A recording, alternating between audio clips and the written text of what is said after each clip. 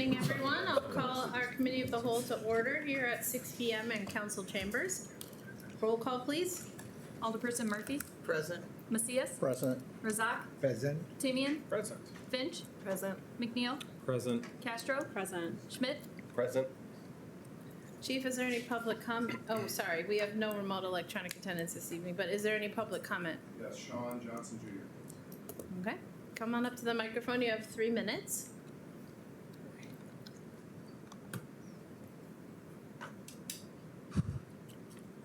Is this mic working? Yes, you're all set. Okay. My name is Sean, and my address is 4828 47th Avenue. And I'm also going to start a league called Rockhatter County Basketball Association, but that's not important. But what is important is also my safety. Safety is between cyclists and pedestrians. So I've been noticed there's like a couple of interchange around Moline that might need a walk sign, where they press the button and the machine's gonna talk like Avatar of the Series, walk sign pedestrian, Mm-hmm. But I also do have some suggestions because I know y'all did recently make a bike path not too far from City Hall. My suggestion is, if there's a possibility, y'all could install a traffic signal for cyclists, instead of just traditional green circle or green arrow. They could have a traffic signal, but has a bike symbol, like somewhere that Chicago or Waterloo have. And I think that's other comments or suggestions that. I think that's all the comments that I have for you. And also, it's my honor to talk with the actual mayor. It's like my third mayor that I actually talked to. All right. So yeah. Great. And yeah, that's it. Thank you very much for sharing that. No problem. Mm-hmm. Anyone else? Okay.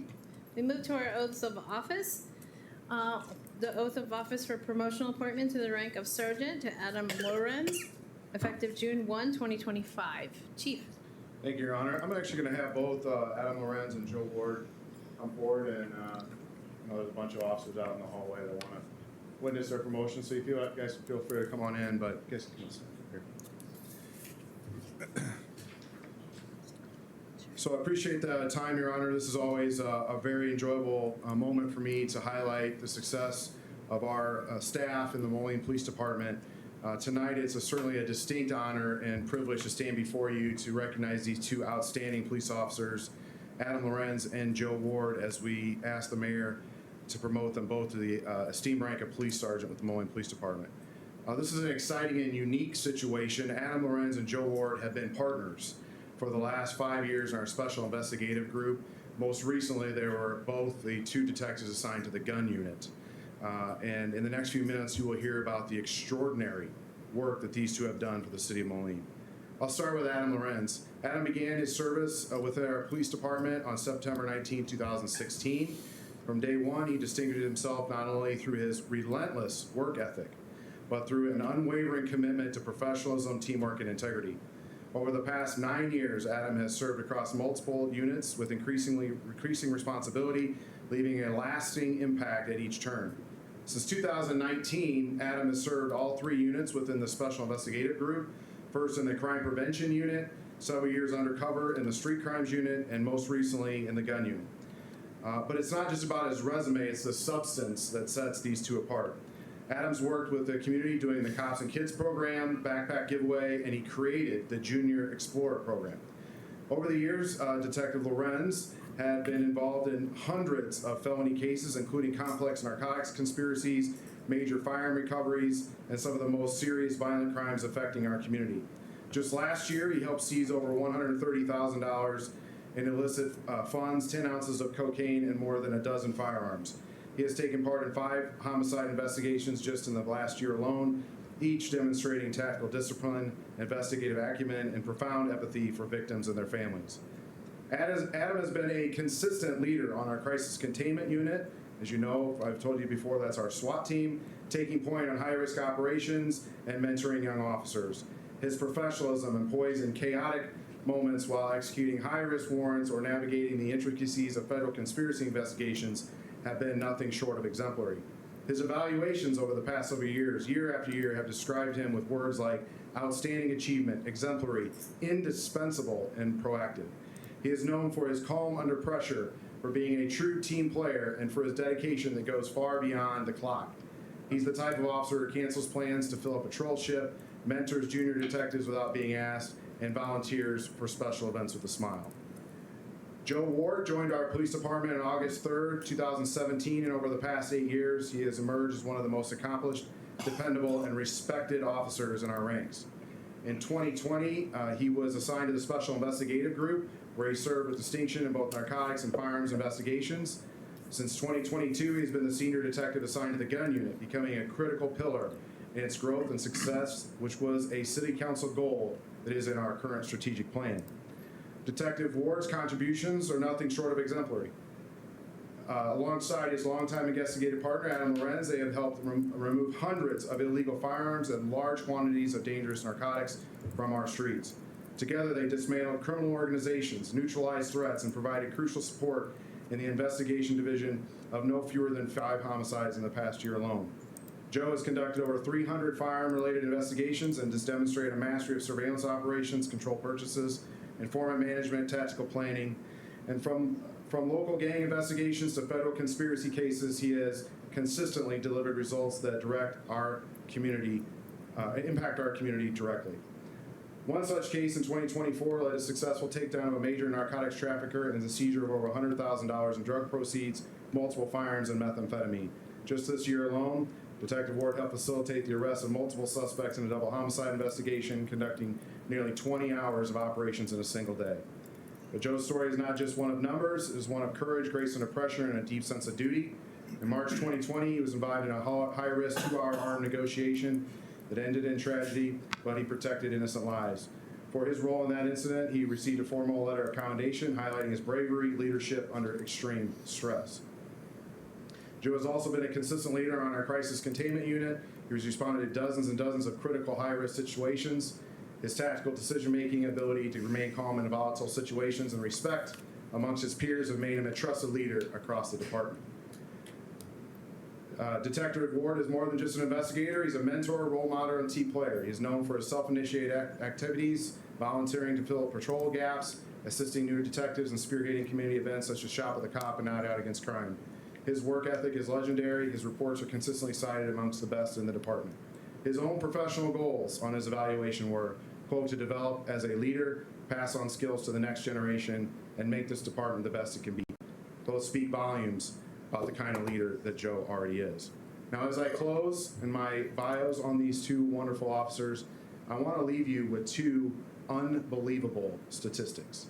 Since 2019, the Special Investigative Group, as a team, and they'll tell you this, it's not just them, it's a big team. Many of them are here today. That group has seized 1,195 unlawfully possessed firearms in the city of Moline. And another 305 that we did in the gun buyback that they were both instrumental in, for a total of 1,500 firearms off of the streets of the city of Moline. Their team has seized over $6,982,572 in street value of narcotics. Not money, street value of narcotics on the streets of Moline. So tonight, with these promotions to sergeant, we are not only honoring their past performance, we are investing in our future. Adam and Joe represent the kind of leadership this department believes in. Grounded, mission-driven, collaborative, and humble. True professionals, dedicated teammates with impeccable integrity. On behalf of the entire Moline Police Department of the city, congratulations on your well-earned promotions. They do have a lot of family here today. That's always exciting. This is a family affair as well. And as you know, I've said this before, part of the unsung hero of police officers are the families. They sacrifice a lot for the police officers to be gone. The wives are home alone with these kids a lot.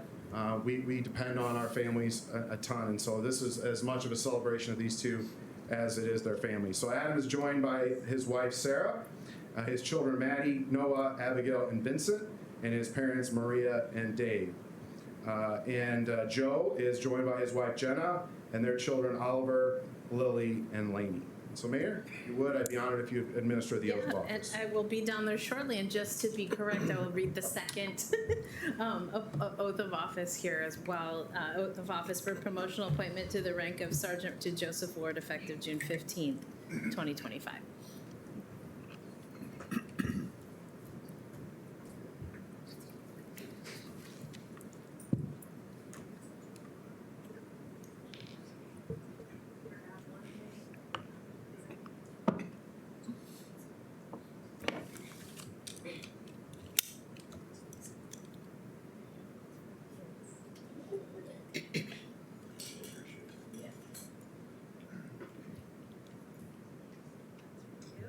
Please raise your right hand and repeat after me.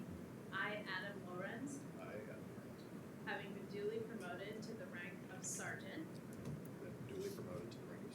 of the police department for the city of Moline, Illinois, do solemnly swear that I will support the constitutions of the United States and the state of Illinois, will strictly adhere to the compiled statutes of the state of Illinois, the Moline Code of Ordinances, and any Illinois rules of professional conduct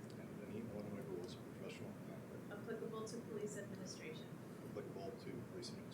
and that I will faithfully discharge the duties of the rank of sergeant of the police department for the city of Moline, Illinois, according to the best of my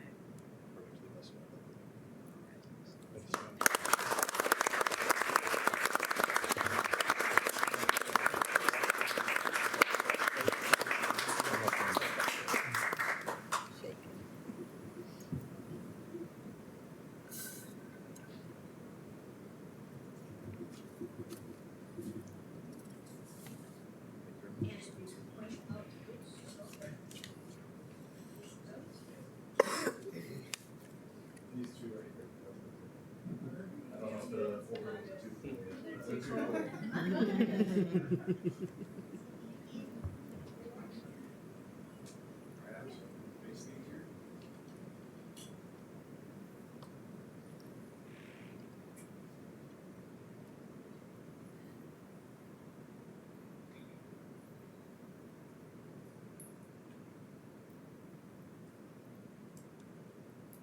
Congratulations. I'd like to invite Adam's wife, Sarah, to come forward.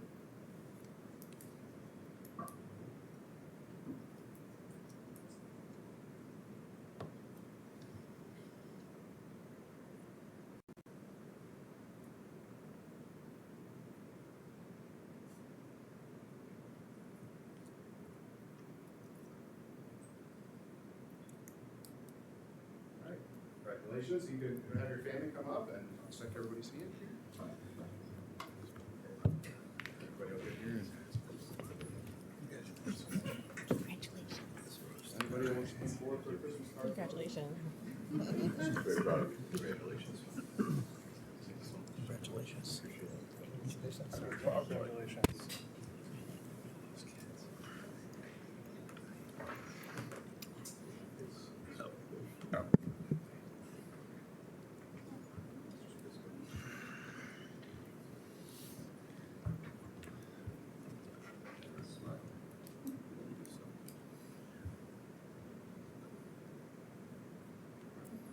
Thank you, guys. All right, well, we'll ask Joe Ward to come forward, and we'll repeat the same process.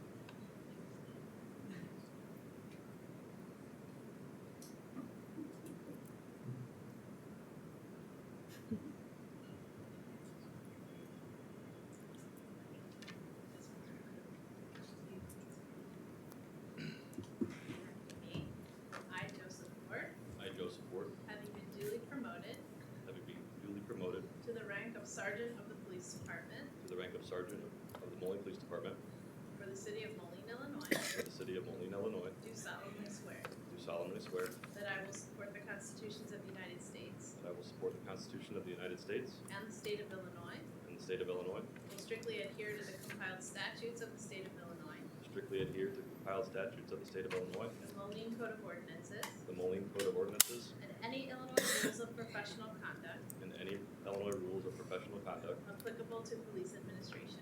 applicable to police administration, That I will faithfully discharge the duties and that I will faithfully discharge the duties of the rank of Sergeant of the Police Department of the rank of Sergeant of the Police Department for the city of Moline, Illinois, for the city of Moline, Illinois, according to the best of my ability. according to the best of my ability.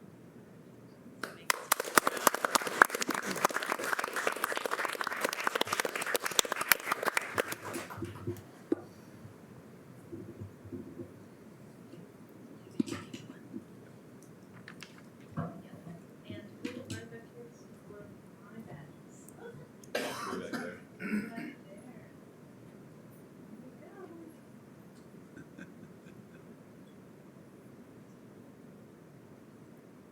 All right, then I'll go. All right.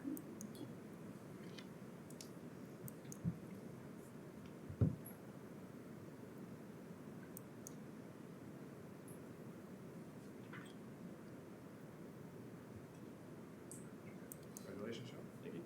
I invite his wife Jenna to come forward and on his badge.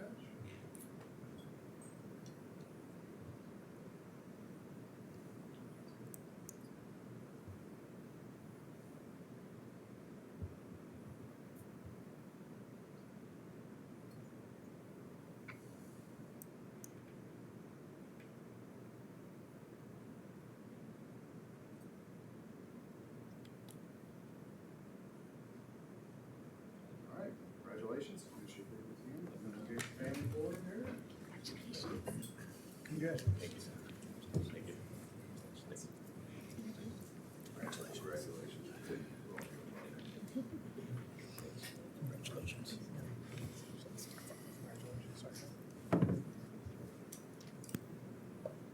These are exciting times for the family. These guys were undercover and had beards and long hair. Hey now.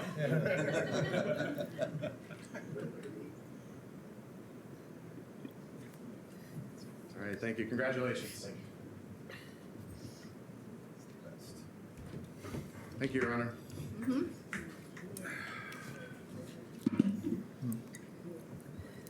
Okay, we're on number 6, board appointments. I have one this evening, mayor's appointment of Nathan Tilburg to the Moline Park and Recreation Board to fill the unexpired term of Daniel Williams to expire May 31st, 2028. And if there are no questions, we'll move to our presentations. Okay. Up first, 7.1, Moline River Front and Center Plan Update. Mr. Matthias, Mr. Parr, and friends. Yeah? You want to start? I'm going to kick it off. Okay. 4 years ago, the city was looking for a new administrator, a new council, a new mayor, a former council, former mayor. And one of the things that they had included in their search specifically was this project. What was going to happen once the bridge relocated? And it just lit up. It was like one of those cherries on top of the sundae that you see as a professional, and you ask yourself, is that something you can do? Is that something that interests you? And here we are, four short years later, and we're sitting in the room where it all started, the discussions with the council, and we now have the finality of a plan, a world-class plan. Not just a plan, but a world-class plan, that when you look at this plan tonight and every day after this, while this project is going on, you're going to realize that there is nothing like this outside of major metropolitan areas anywhere. I mean, you could travel the world and you could travel the U.S. You don't see this often. You know, we brought a world-class firm to give us a world-class project. And I'm extremely proud of, the council's leadership before I got here, the council's leadership since I've been here, especially proud of the team here, the staff, Mr. Matthias, Mr. Parr. Am I missing somebody here?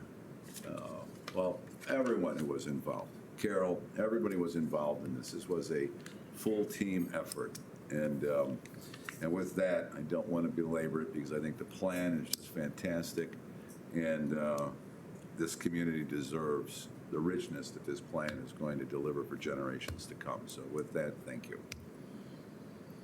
Step on up. Wonderful. Thank you, Bob. All right, we'll test this out, see if this works here. Wonderful. Okay. Well, it was about 2 years ago that we got involved in this process, and thank you for that intro, Bob. 2 years ago, we were standing up here outside the Bridgepoint building, overlooking the Mississippi River, sort of awing at its natural beauty, its peacefulness on the slope, the new bridge that was recently installed, and the old bridge that was currently being taken down.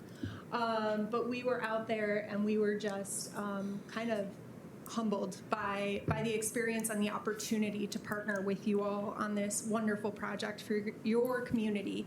This investment, it's a legacy project, and I know you've been paving the way for an incredibly long time. So first of all, just to introduce myself again, my name is Brett Weidel. I'm a landscape architect at MKSK, and we're the lead consultant working on the Riverfront Master Plan.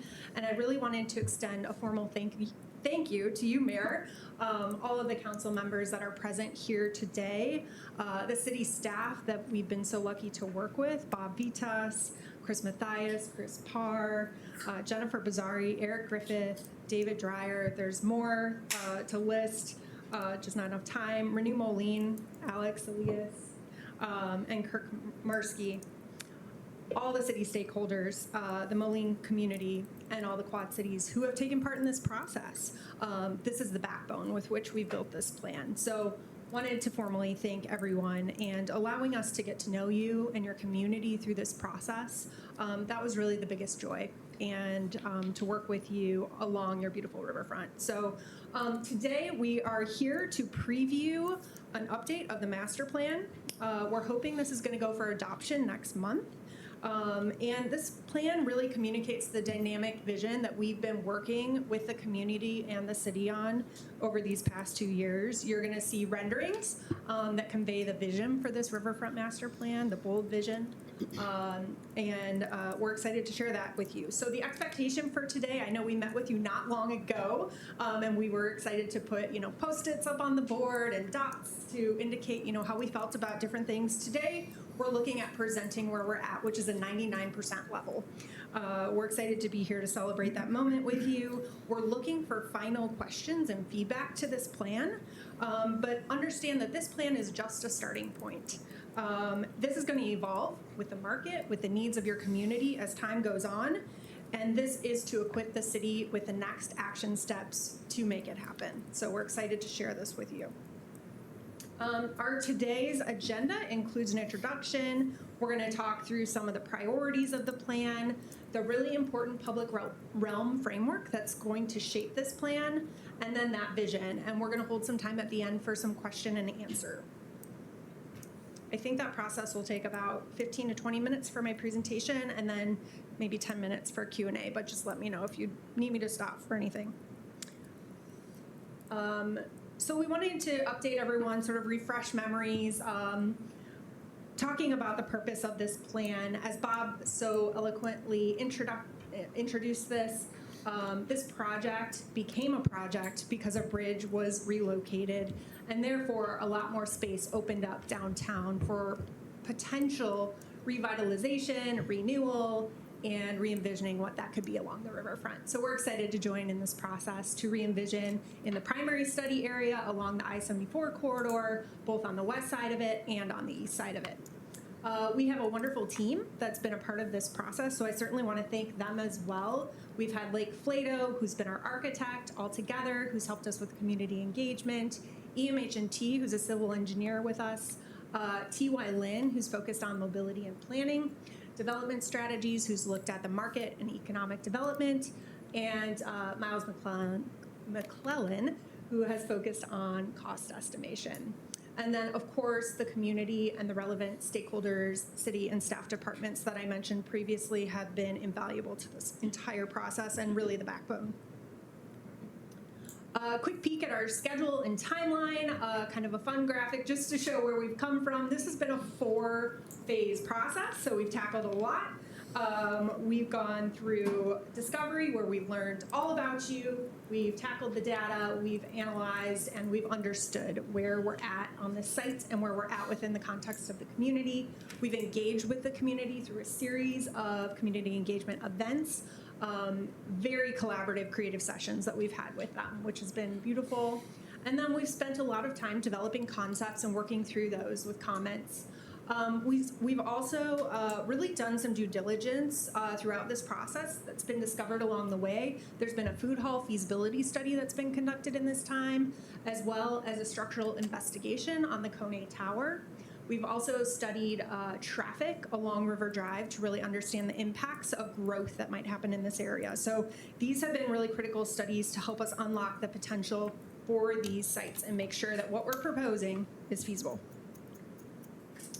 The community engagement process has been, like I said, so rich.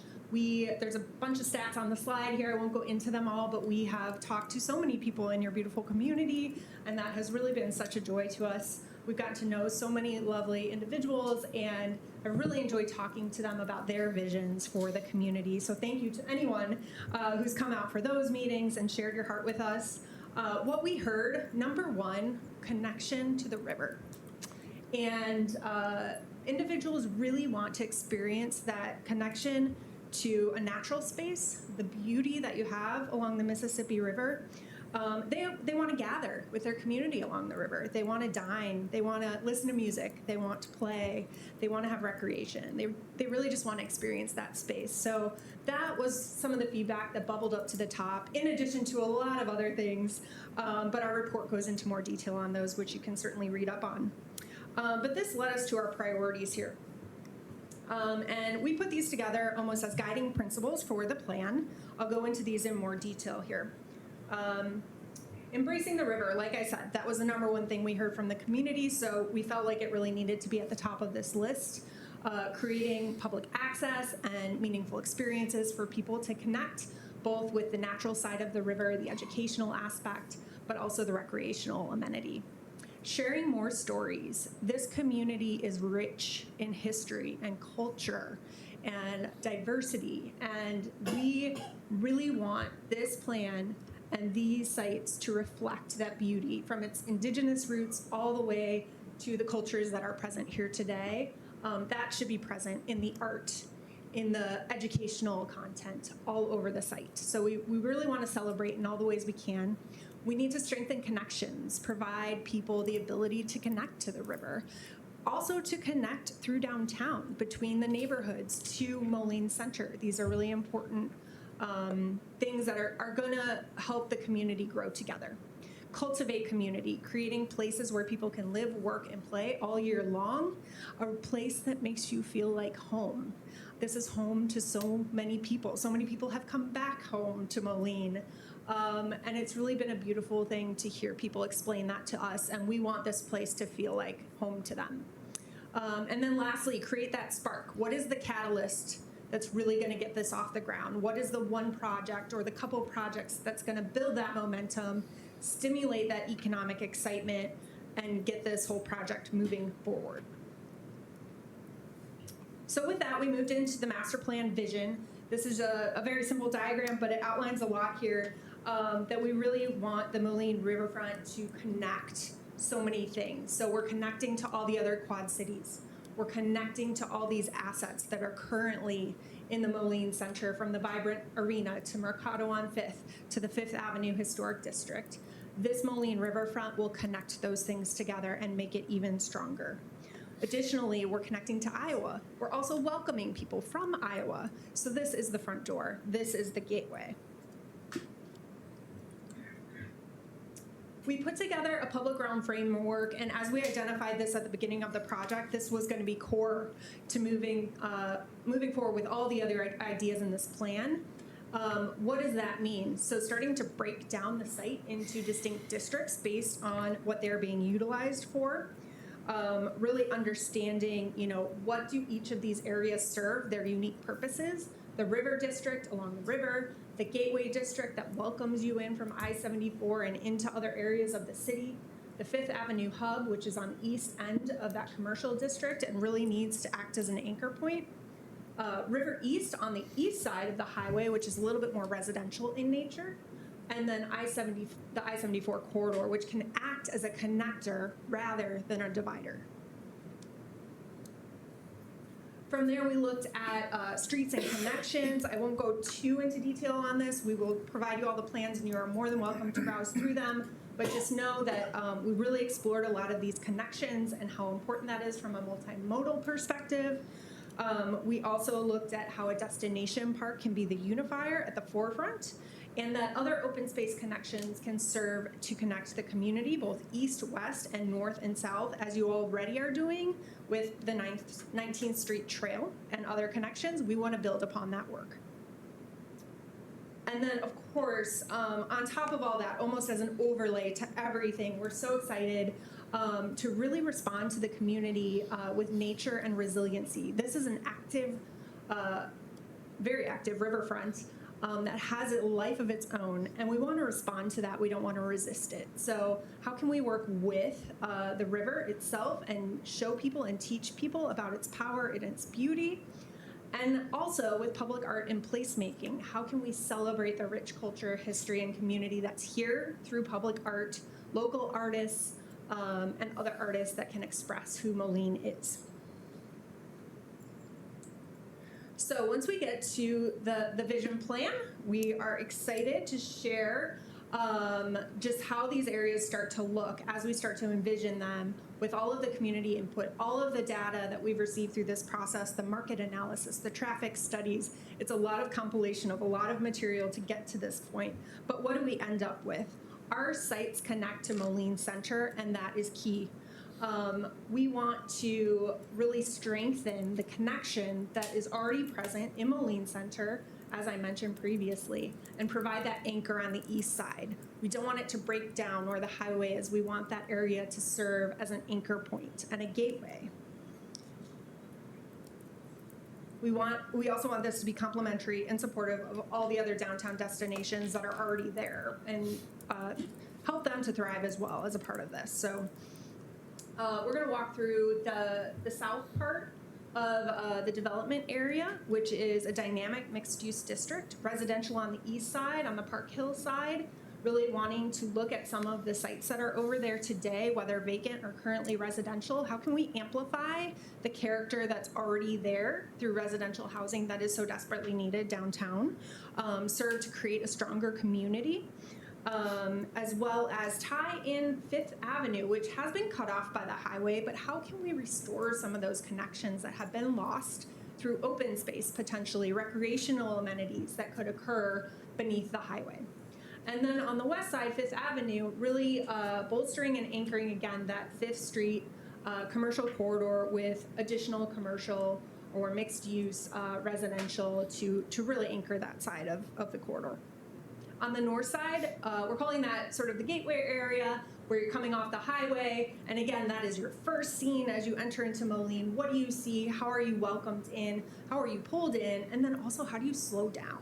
So there's a lot of strategies we're looking at for how to create a welcoming place, but also a place where we start to slow cars down and calm that traffic.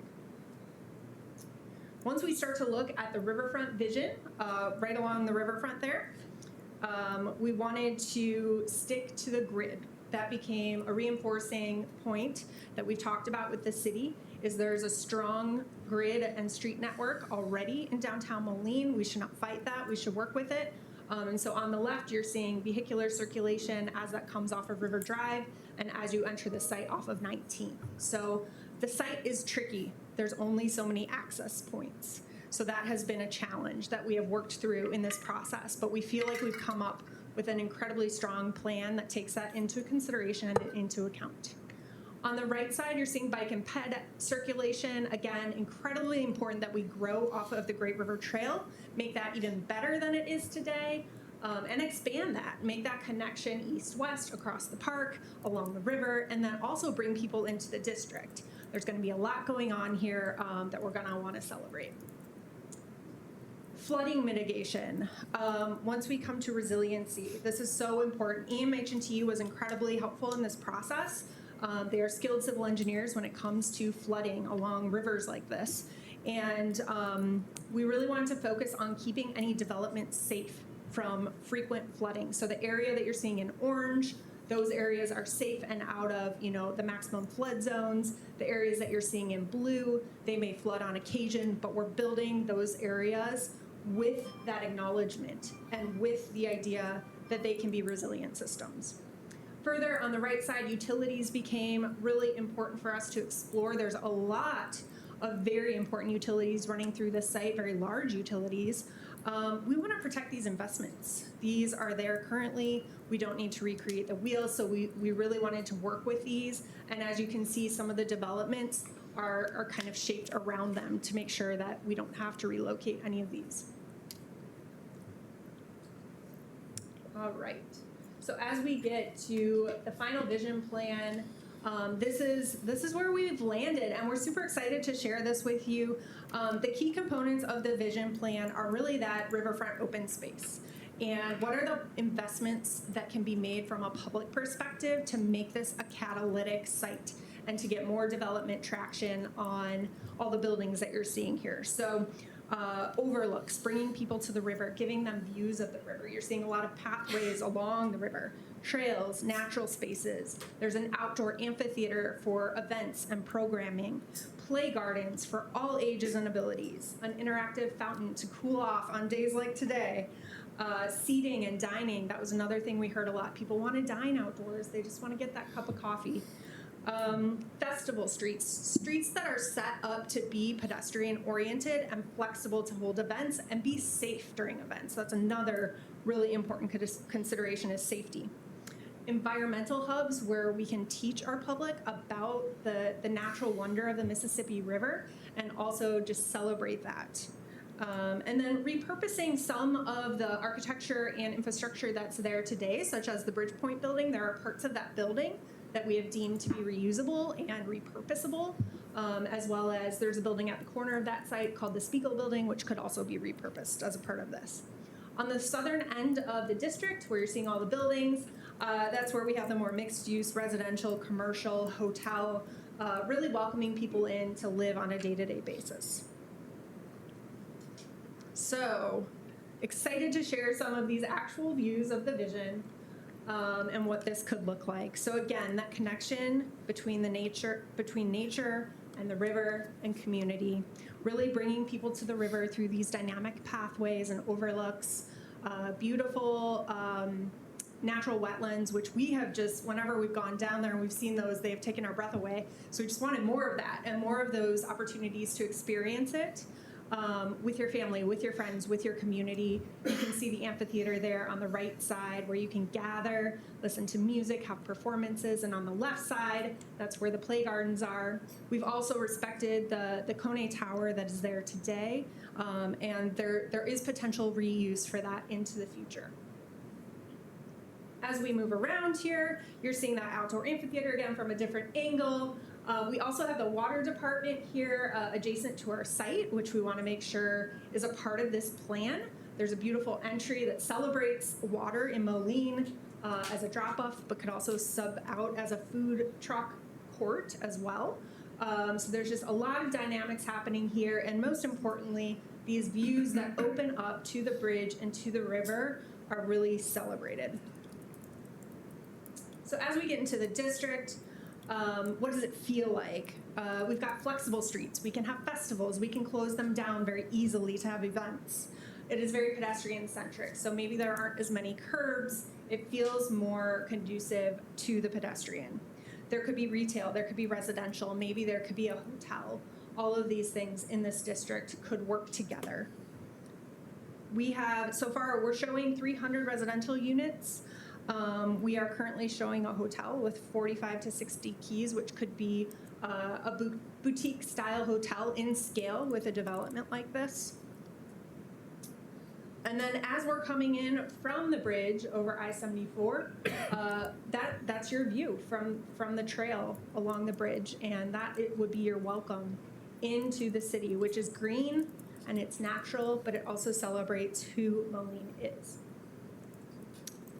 So in the context of the entire master plan, this kind of shows you from a bird's eye perspective, the river district there in the center with a Great River Park, Fifth Avenue hub behind that, the Gateway Center kind of in the middle, or Gateway District rather, and the River East on the eastern edge. But this really gives a good perspective of how it all ties together.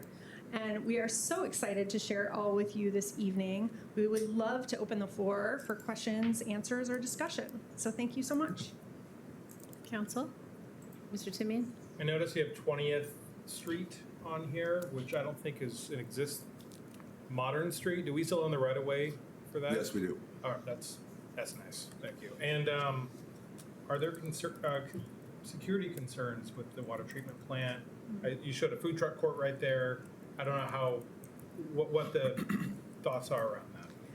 Really good question. It is something that we've talked about in this process, especially there's some infrastructure on the north side of the building that really needed to be respected because it is, storage of the water for the community. We are showing protection around that. We hope that we can also hide it with some natural elements, so it's not something that you feel is like being, cordoned off. We're really trying to do creative urban design strategies so that even though things are safe, such as you might have bollards or planters or things like that, it doesn't feel locked down, but it is still incredibly safe from a pedestrian and vehicular standpoint. Thank you. Other council members? Mr. Macias? Thank you, Your Honor. With the proximity there to some, whether it's hotels or just living apartments, to the amphitheater, facing those buildings, could noise be an issue with people living there or staying there? Or is there an option for possibly having it facing the other way? Just a thought. Yeah, it's a good question, and we did kind of go through that a little bit in this process. I think there's always potential to, look at that in more detail. Again, this is a master plan level, so we're focusing on views and, how we kind of want to arrange things. But certainly, I think with the amphitheater in particular, that is a design that's going to want to be looked at more in depth with respect to acoustics, with respect to when you have music there, certain hours, when you're having events, things like that. So absolutely appreciate that question, and I do think that will be explored further. Thank you. Other council questions? Mr. McNeil? I think the wetlands are a great feature, allow us to live with the river and be resilient. Is it fair to say, creating the urban wetlands is not as difficult as maybe managing them? Is that the challenge? It's such a focal feature to make sure that it works well. Certainly. Is that fair? Certainly, that's a really good point. And especially with the Mississippi River, it is a raging, river in some areas. Luckily, this area, we're on the slough, and it's a lot more peaceful. It's also a lot more shallow. There's a lot more silt content. So what we see if you go out there today is some naturally occurring wetlands. Some of those are invasive species that have just popped up and taken hold. But we think this is a good area and a perfect candidate to do something like this because of the conditions, because the water's not moving as fast, because you have those silts that are there. So yes, to your question, it does take some establishment. It will take some upkeep and caring after and stewardship, but it is such a unique thing. As Bob mentioned, this is such a unique part of the river that can actually even support something like this. So, yeah. Thank you. Yes, Mr. Schmidt? When we're looking at the flood mitigation and where that's laid out here with the 25, 50, and 100-year floods, even though I know we've had 3 or 4 of those 100-year floods in the last decade. Yeah. And this is perhaps even more for staff. How confident are we that that 100-year level is enough for what's coming? Because I am concerned that a 100-year flood level is no longer adequate for protection for something we want to see last 20 years. I mean, I want to see it last a lot longer, but just as thinking that far down the line. That's a very open-ended question. because you're asking me to reveal what's behind the curtain, and nobody can predict the future, right? The way it's laid out right now, the area that you're looking at where the development would occur is actually being elevated. That's one of the reasons why we allowed for the Corps to deposit all of the material where it's been deposited, so that that area can be brought up above flood stage, very specifically. You know, 100-year flood, I mean, flood protection is what it is. This area will naturally flood and then it will recede. Yeah. All right, will we ever get to a 500-year flood? Well, I want you to, just to clarify, I'm not sure all the council has driven past there recently. oh, But there sure. were some major piles, and you're saying the Corps has been dumping The stuff Corps, there, and then I think it's been flattened out a little bit now.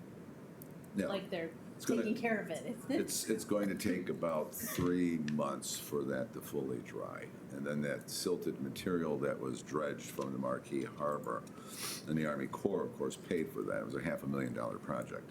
You know, we simply agreed that this would be a great place to deposit that material for future use, mixing it in with other materials so that it could basically support the area. Because as you know, we're going to be taking down the old Montgomery manufacturing facility. The old corporate offices and meeting rooms and production floor will be gone. What will remain will simply be a small portion shipping and receiving on the east end nearest the ramp, and then the tower. And then the material itself is going to obviously be distributed further toward River Drive, even super elevating the site. If you don't mind, if I And can your add engineers to might it. have a better answer.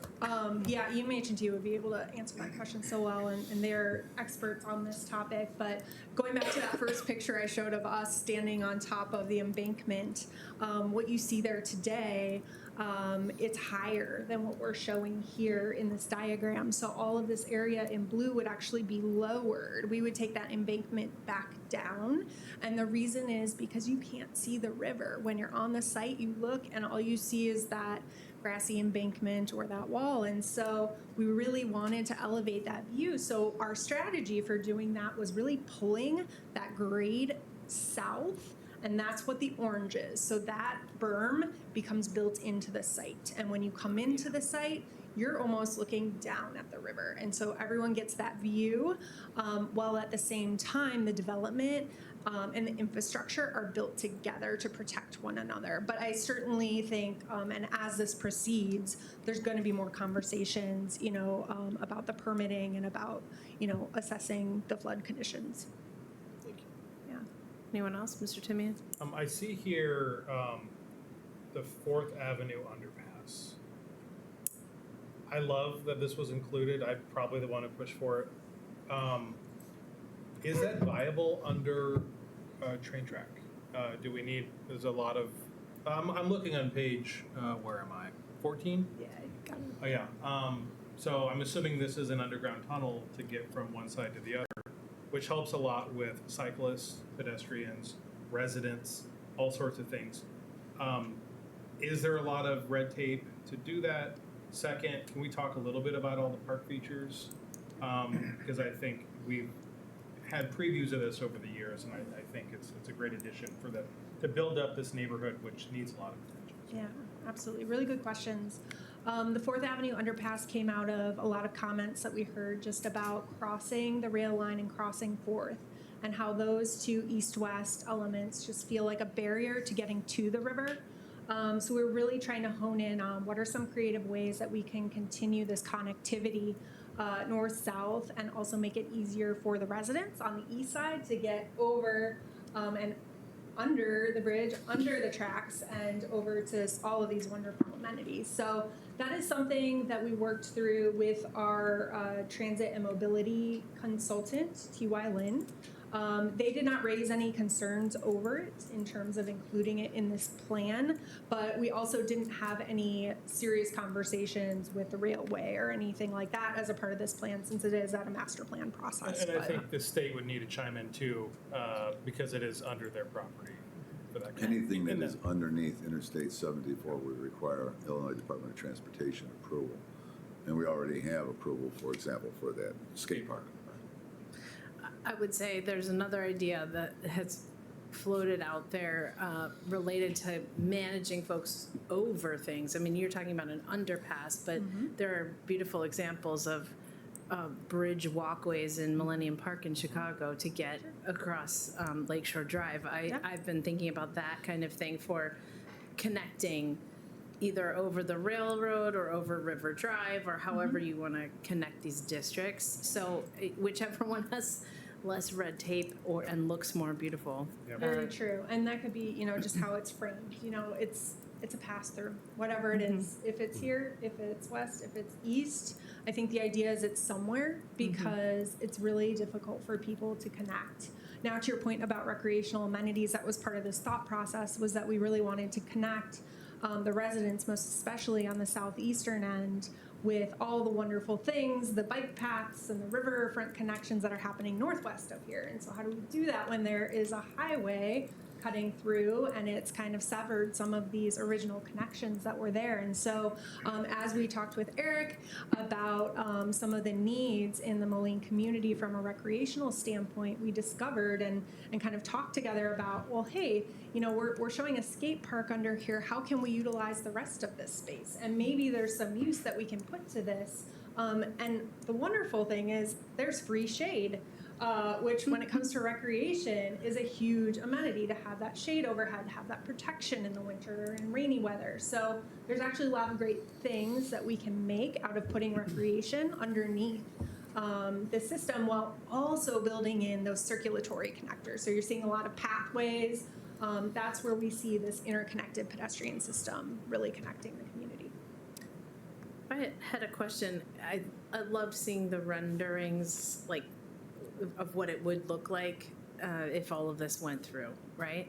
And I noticed the tower doesn't show any sort of support structure, and because we haven't decided that, I realized. But I guess I just want to put out there that what we have seen previously when we've talked about it adds up quite a bit of mass.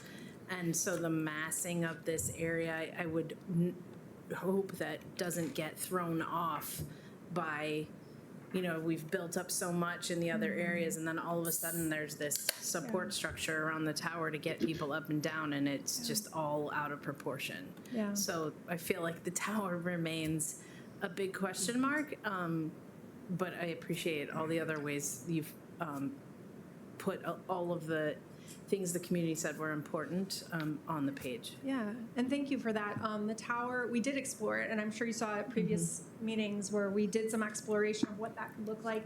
An external stair of some kind will have to be added. What that looks like is totally up for, question at this point. We didn't want to be too prescriptive. Right. We explored it and we felt like, hey, that's not the heart of this project, is the tower.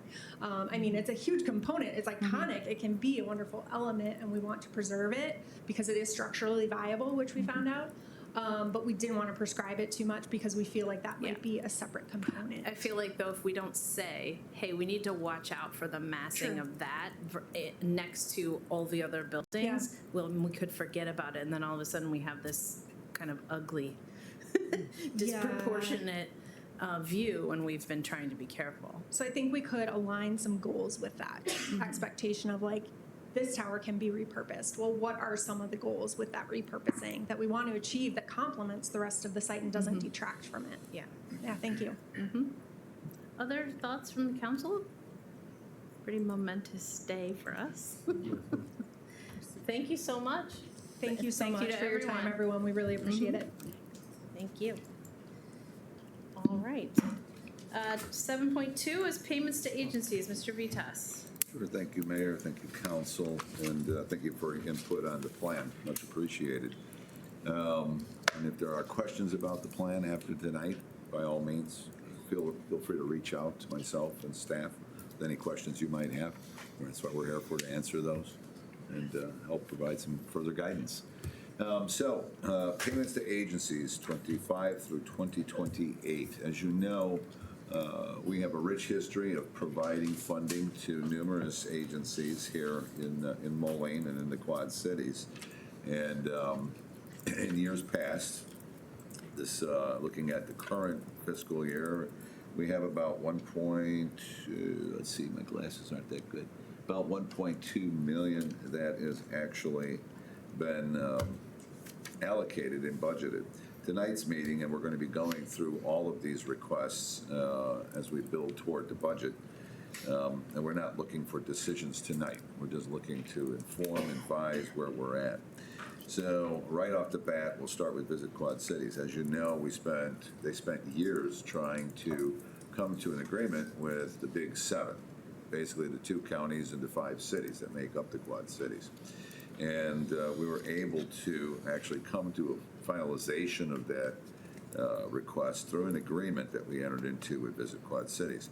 So if you look at the payment to agencies review document, you can see that for the current year and all the years going forward, that contribution that we'll be making to them is roughly 25%. That was the goal. As the revenues come in greater, the percentage is still 25%. So as we see more room nights, we see more revenues come in, obviously they benefit. But you can see that for 2026, it's a $400,000 figure that we've plugged in there based on what we know today. And that would amount to about a 27% contribution to them for next year, or about a 2% increase based upon actual hotel nights. Going forward, you can see, our recommendations are we want to try and keep that at 25%. But again, that's up to the city council when we actually sit down and do our budget deliberations. Next on the list, again, an agreement was reached with Quad Cities Chamber of Commerce. We created Grow Quad Cities. There was always this concern with the chamber that the chamber was focusing on major economic development efforts, and there was a feeling amongst the business community that small businesses, medium business, maybe were getting lost in the mix. So going back to the previous model, when I say previous model, it goes back to the time of Quad City Development Group and then Quad Cities First, leading into what is now known as Grow Quad Cities. I distributed for you basically what the work plan strategies are for fiscal year 2026 that are supported not only by the Big Seven local governments in the Quad Cities, but also by private sector dollars, which they are in the process of actually amassing. So looking to our major corporations and other small businesses to participate and serve on our board. So that document basically is there so that you have an idea of what what Grow Quad Cities, we have a lot of cities here, but what Grow Quad Cities is actually going to be looking to do as we move forward with our private sector partners to attract major development in our community. Beyond that, looking at creating that quality of place, but also the workforce development, which is a huge issue. It's a huge issue for us, it's a huge issue everywhere. So that's what's going on with our Quad Cities Chamber of Commerce. You can see our contribution for next year is $80,234. That again is based upon the Grow Quad Cities agreement, which this council approved. So everything is pretty much spelled out going forward, which really keeps the process simple. It's a lot less difficult than always having to go back and forth and try and deliberate what everybody will contribute. So all the cities are on board with this. The last one for this evening is Humility Homes. As you know, we've partnered with them through the years. The $44,444 that is in here basically funds a position with Humility Homes to actually do field work here in Moline, very specifically to work with the homeless population that comes and goes. It flows and ebbs back and forth. So that $44,000 is the amount of money that would be required for 2026, assuming there's no change in direction with Humility Homes. I can't speak for the other communities. There is no multi-year agreement with Humility Homes like there is specifically with Quad Cities Chamber of Commerce or Visit Quad Cities. So I just wanted to share these with you tonight as we look forward to our budget discussions that are going to be forthcoming. Next year, we're looking at total requests of about 1.4 million, and I'm looking at a recommendation coming out at about 1.3 million, roughly. So this gives you kind of a heads up as to what we're already working on as we start to develop the budget. Any questions? Carol, any contributions? That sounded great. I might just add, you might recall last year, we pretty much had every one of the agencies come in and make a presentation. So this year, we're gonna try to kind of rotate a little bit and have written requests, but we will still be bringing in some presentations over the next 2 or 3 council agendas, so. Thank you. Anything from council? Mr. Timian? I see an increased funding for Level Up. Are we bringing in enough cannabis to cover that? Right now, yes, the 28 year has not really been added at all for any of the agencies, so that's gonna be a budget discussion. But right now, their request in 2027, that 387,000 is based, or is plugged into our current 3-year budget, and we've got revenue Okay. to fund it. Thank you. Anything further? Mr. Schmidt? Yeah, first, I would like to make notification that both Visit Quad Cities and the Chamber of Commerce are clients of mine in which we engage with some design work. To the nature of their relationship, that is not a conflict of interest, but I want to notify. When we're looking at the Visit Quad Cities request for an increase, what's the reasoning behind not wanting to go forward with an increase, and do we have any idea what that looks like across the community? When you say across the community, I'm assuming you're QC. referring to our partner cities. Yeah. Yeah, the agreement itself that we entered into spells out very specifically what those contributions are. I believe it's 10 years, if I'm not mistaken. I think it went out for 10 years. We're talking Visit Quad Cities? Yes. Well, the resolution we signed last year was for 4 years, through For 4. 2029. Thank Well, you. only for 4. So originally Yes. the request was for 10, but it's for 4. The 25% was to be held through 2029. Yep. Yeah. So it establishes a base, because up until the time there was a base. At one time, we were at 25% years ago.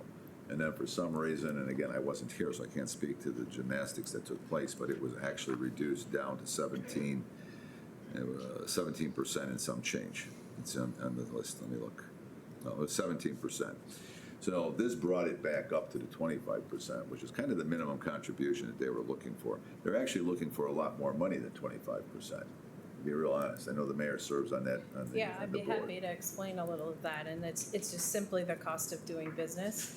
The competition for visitor tourism dollars and all of the organizations that we court as Visit Quad Cities, whether it's sports or other events to come here, it costs money, and they all want something from Visit Quad Cities, right? Or they want more from that end. And so it is really the cost of doing business.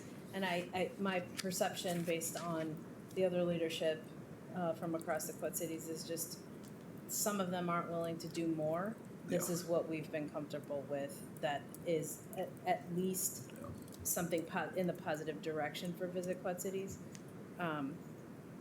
It would also be smart of us in some ways, as the years go on and we actually see the riverfront take shape, to kind of figure out what proportion of money we could add, like what percentage point we could add that actually capitalizes on the fact that we'd have this major amenity downtown, right? And that would be then driving new business to the Quad Cities. You see what I'm saying? Is we put some in and we get more out. Correct. That's something to think about for the future. Anything further? Okay, yes, Ms. Castro. Just a comment. You had mentioned that we might have some of the agencies come in and talk. I would love to have Humility Homes come in and talk about that position that they have, just to maybe give a little bit of an update on what's been done with the position and maybe some data or feedback from what happened last year. They did have a written report in our materials, but we can bring them in, Yes. especially as we continue conversations with staff and QCon, the Quad City Open Network, with some options there that I was talking to you all about last week, potential social worker at the library kind of thing. We have to weigh all that, so it'll be good for them to come in at the same time. Mr. Timian. Thank you, Your Honor. This is a multi-part question. Quad City, or the arts, public art funds. It appears to me that the 2% CIP is not the income generator we had hoped it would be. And so I would love to revisit that discussion as we're going into budgeting. Maybe eliminate it. I think it could be considered a tax that is preventing development. But has there been any movement on state grants? Have we received any? Are there grants available? I know that we had asked last year to start seeking grant funding for the public arts. It says even right here, seeking state grants Either right of next you? to it. Yeah, go ahead, Mr. Mathias. Myself and Mike.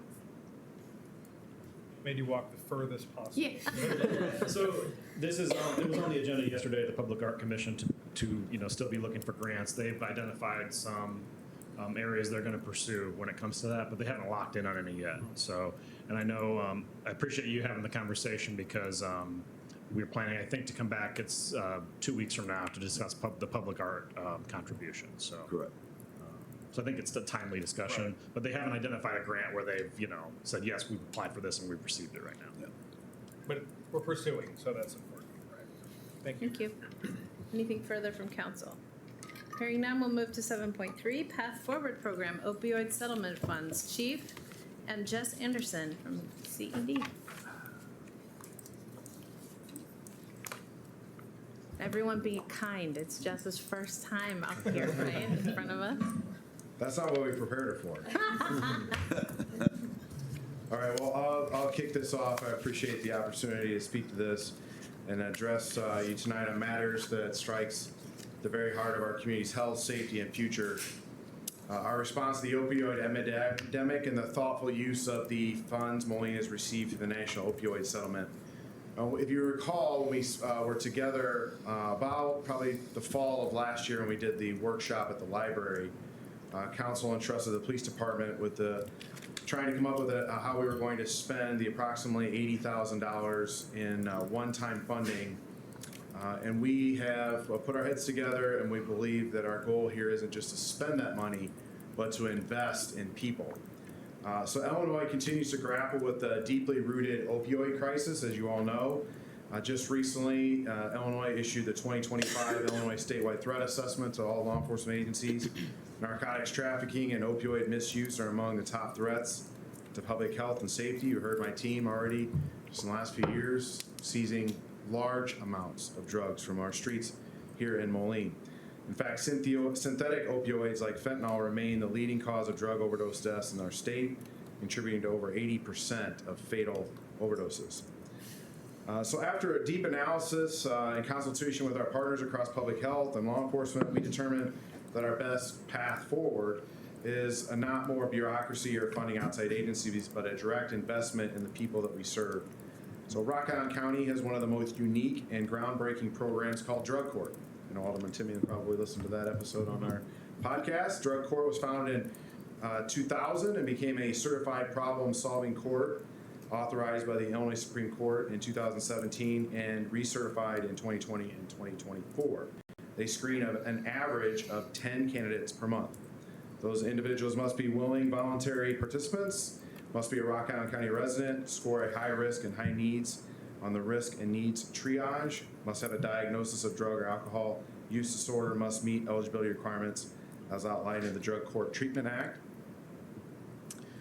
So our funding source that Carol provided me an extensive guiding document from, I'm not even sure who the governing body is of this money, but there was a long document, about 18 pages, I think, of allowable expenditures of the settlement funds. And after extensive research, we decided to support individuals in recovery from opioid use dependency by providing wraparound services, including housing, transportation, education, job placement, and childcare, as an example. By choosing this option, the funds will go directly to individuals via payments to their debtors in the area of rent, transportation, et cetera. Jess will talk about that here more in just a minute.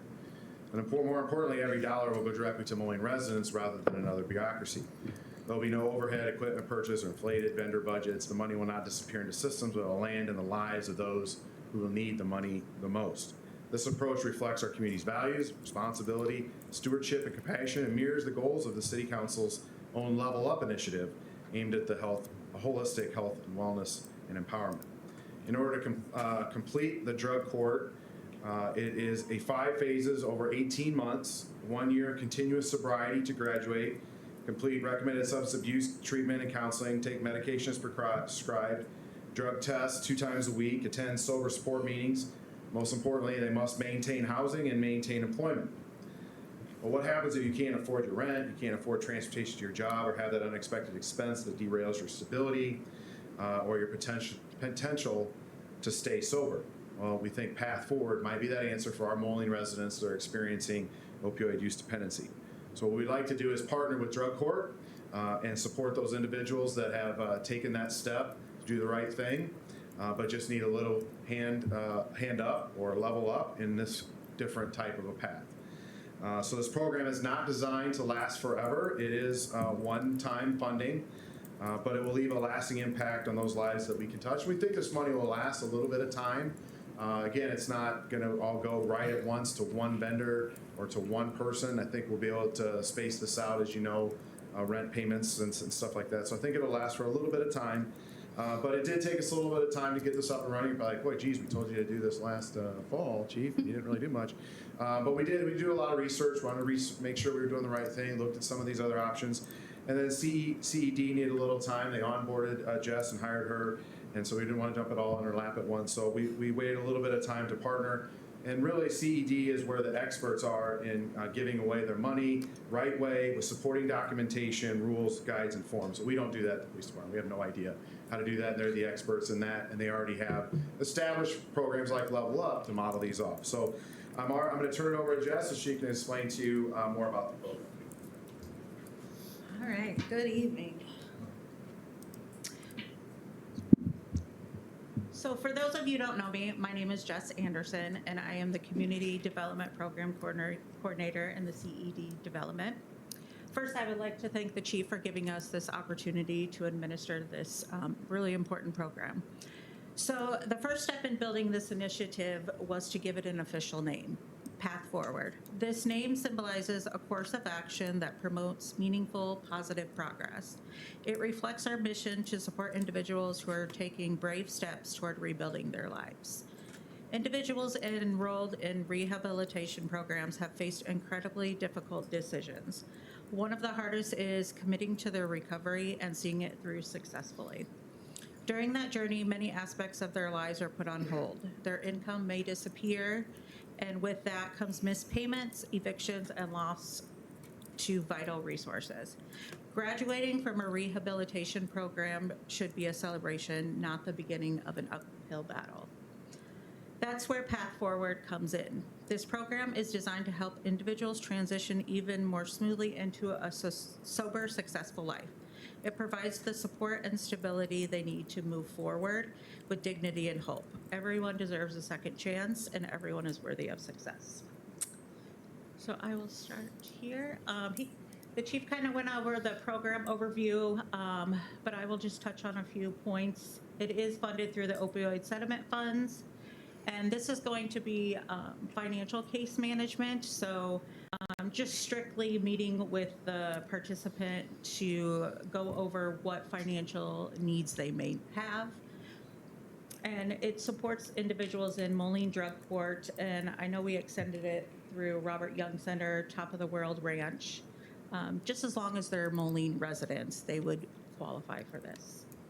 And it is aligned with the City Council's Holistic Health Awareness Goal. So the objectives assist in securing safe, stable, and sober housing, support participants enrolling in job training programs or completing their education or seeking employment. It offers emergency financial aid, which could be transportation, childcare, or phone service. Must be a current Moline resident. They must show documentation that they are enrolled in a recovery program. They must demonstrate financial need with documents for that and the vendor details for direct payment. So everyone must submit a W-9 for payment to be successful.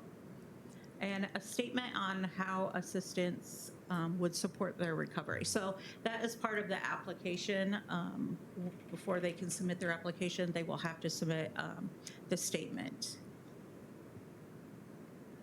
The eligible use of funds could be for rent or mortgage, and we have said the lease agreement and the mortgage loan statement must be in the applicant's name. So they must show proof of that, as well as car payments, car insurance, bus passes. The car payment, car insurance must be in the applicant's name as well. Essentials such as clothing, groceries, ID fees, pay-as-you-go phone service, education and job support. So if it's for tuition, they would just need to provide their school schedule stating that they are enrolled in classes. Childcare, if it's for recovery or work participation. The amount that we are allowing is $5,000, and that has to be used within 180 days. So if an applicant applies and they just need rent and a deposit, and then in 4 months later they come back, they can still use up to $5,000 as long as they haven't exhausted that $5,000. So they must participate in monthly follow-up calls or in-person meetings with the program coordinator, which would be myself, held at the office for a period of 180 days from the start of the assistance. So the first meeting that we would have is once they apply, I would reach out to them, schedule an appointment with them, and then each month thereon, if they want to make a phone call or if they would prefer to come in, it's their choice what they would like to do. Payments are made directly to the vendors, so no cash will be directly given to the applicant. They must submit the W-9 to the city of Moline, and then they must provide a follow-up statement towards the end of the 180 days of how that impacted the support that they received. All applications are going to be done online, and that will be reviewed by myself in the office. It would be based on the financial need, making sure they do the recovery impact statement, compliance and participation, and a complete and accurate application. I know we had talked about if some individuals don't have access to a computer, or they might need a little bit of help filling out the application, and I have offered if we run into that, they can come into the office and I would assist them with that. And I just included my information here. Yeah, so that concludes our presentation. I really appreciate, I know Jess and KJ and Chris's team all kind of dove into the nitty gritty of the rules and all that stuff. And there's this large document that you can kind of choose from different things. And so really what we're trying to do is meet the guidelines of supporting people in treatment and recovery. So even though they are opioid use funds, it is for opioid use, dependency, and any co-occurring substance abuse dependency and mental health conditions through evidence-based programs and wraparound services. So I know Jess and their team have kind of dove into that because they'll be the ones that have to then report back after the months. So happy to take any questions if you'd like. Ms. Schmidt? Overall, very happy with the direction where this is going. I was wondering, as we looked at having vendors to receive payments needing to submit W-9s, I would be concerned that's going to prevent a lot of payments. Is that something that is that more normal in the space, or I guess is that a concern we'd have to have, that someone would, like if they're coming for rent payment, but their landlord won't submit a W-9 kind of thing? Doing that now on Level Up, right?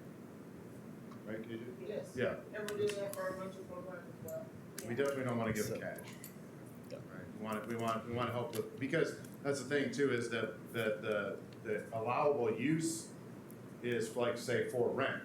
So we gotta be like, hey, we're giving you $1,500 for rent, right? So we gotta kind of prove that, I guess, and not just give them $1,500. And so, if you, Justin Bullitt from Top of the World Ranch, he told me, that first 3 months of sobriety is the most important thing. You got to have good, sober, stable living. And if you fall out of that, you're going to be right back in the same thing. So we want to try to make sure that they're in appropriate spaces. And I guess you've answered that we use that other places. Do we have problems getting W-9s in circumstances? No, not currently. Like Okay. I said, we expect to for a rental program right now. Cause finance will call us and say, where's that W-9? Before we can cut the check. So we just carry this over to the next program. Thank you. Ms. Castro? I just, a couple questions. So it says, so a person can get up to $5,000 within 180 days. Would they have to submit another application for each request, or would you have to verify each time that they're still in the recovery program? Yeah, I think we would, I wouldn't think that they would need to apply again. We would just do follow-up, with the agency that they submitted the first time, and make sure they're still in the program, successfully in the program. And then kind of go from there with another in-person. And just another comment, I was just reading about the car payments, car insurance, and bus passes. I think another good idea might be like gas gift cards too for some folks. I know that that's pretty common, that maybe they have the car, they just can't pay for the gas to get around. And then is it gonna cover anything like any kind of like drug treatment or anything like that for like if someone was like seeking treatment and it required like a prescription or like a treatment for that?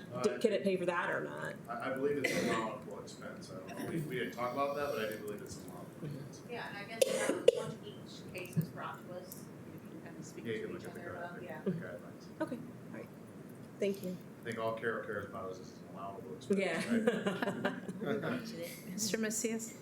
Yeah, just curious, so this was a one-time thing that we went in on the state, right? So in the future, I don't know if like cities will be able to, or maybe this is more for legal, sue the big pharmaceutical that created this, or is there expectations that there will be more money that cities or counties could apply for?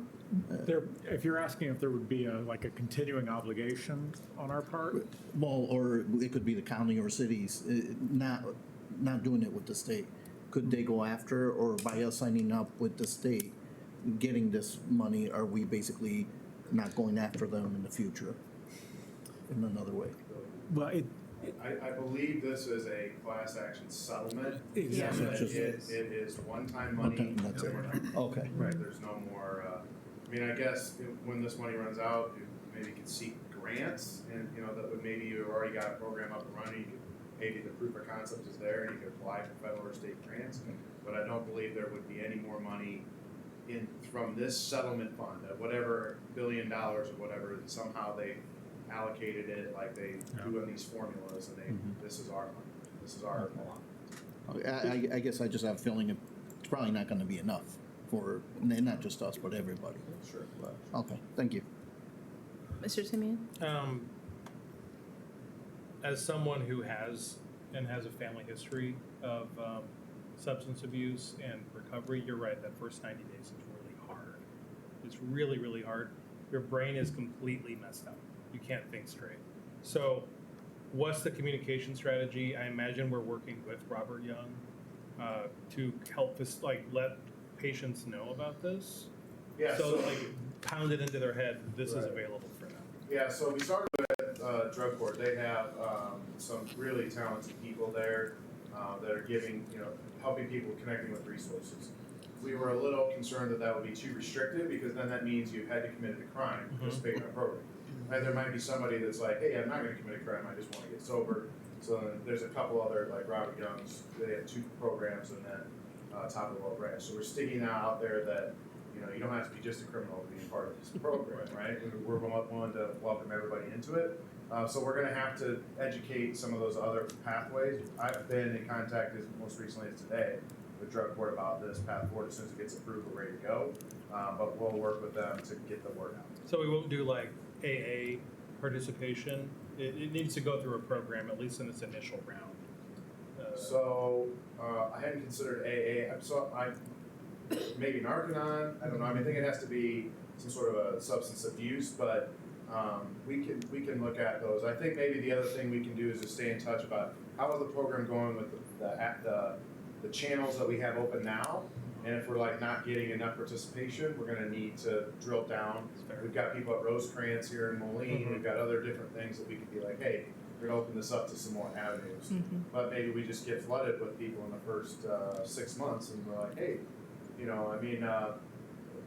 I think especially when you're public service, if you help just one person, right, that's awesome. And so let's maybe see where it is, and we can always come back and give you a report. And, you know, this budget time next year, we can say, hey, you know, we've helped 100 people, and this is really cool. I would Mr. just, Simeon. as we're looking at future, if this is very successful, and I hope it is, this is another avenue that cannabis funds could be really, really helpful for, and would remove some restrictions that we might have in terms of reporting in the future. So you're gonna bring this back if this body is giving you enough thumbs up or interested? In the future, like for more Yeah, money. like in the, Yeah. at the Maybe next maybe meeting?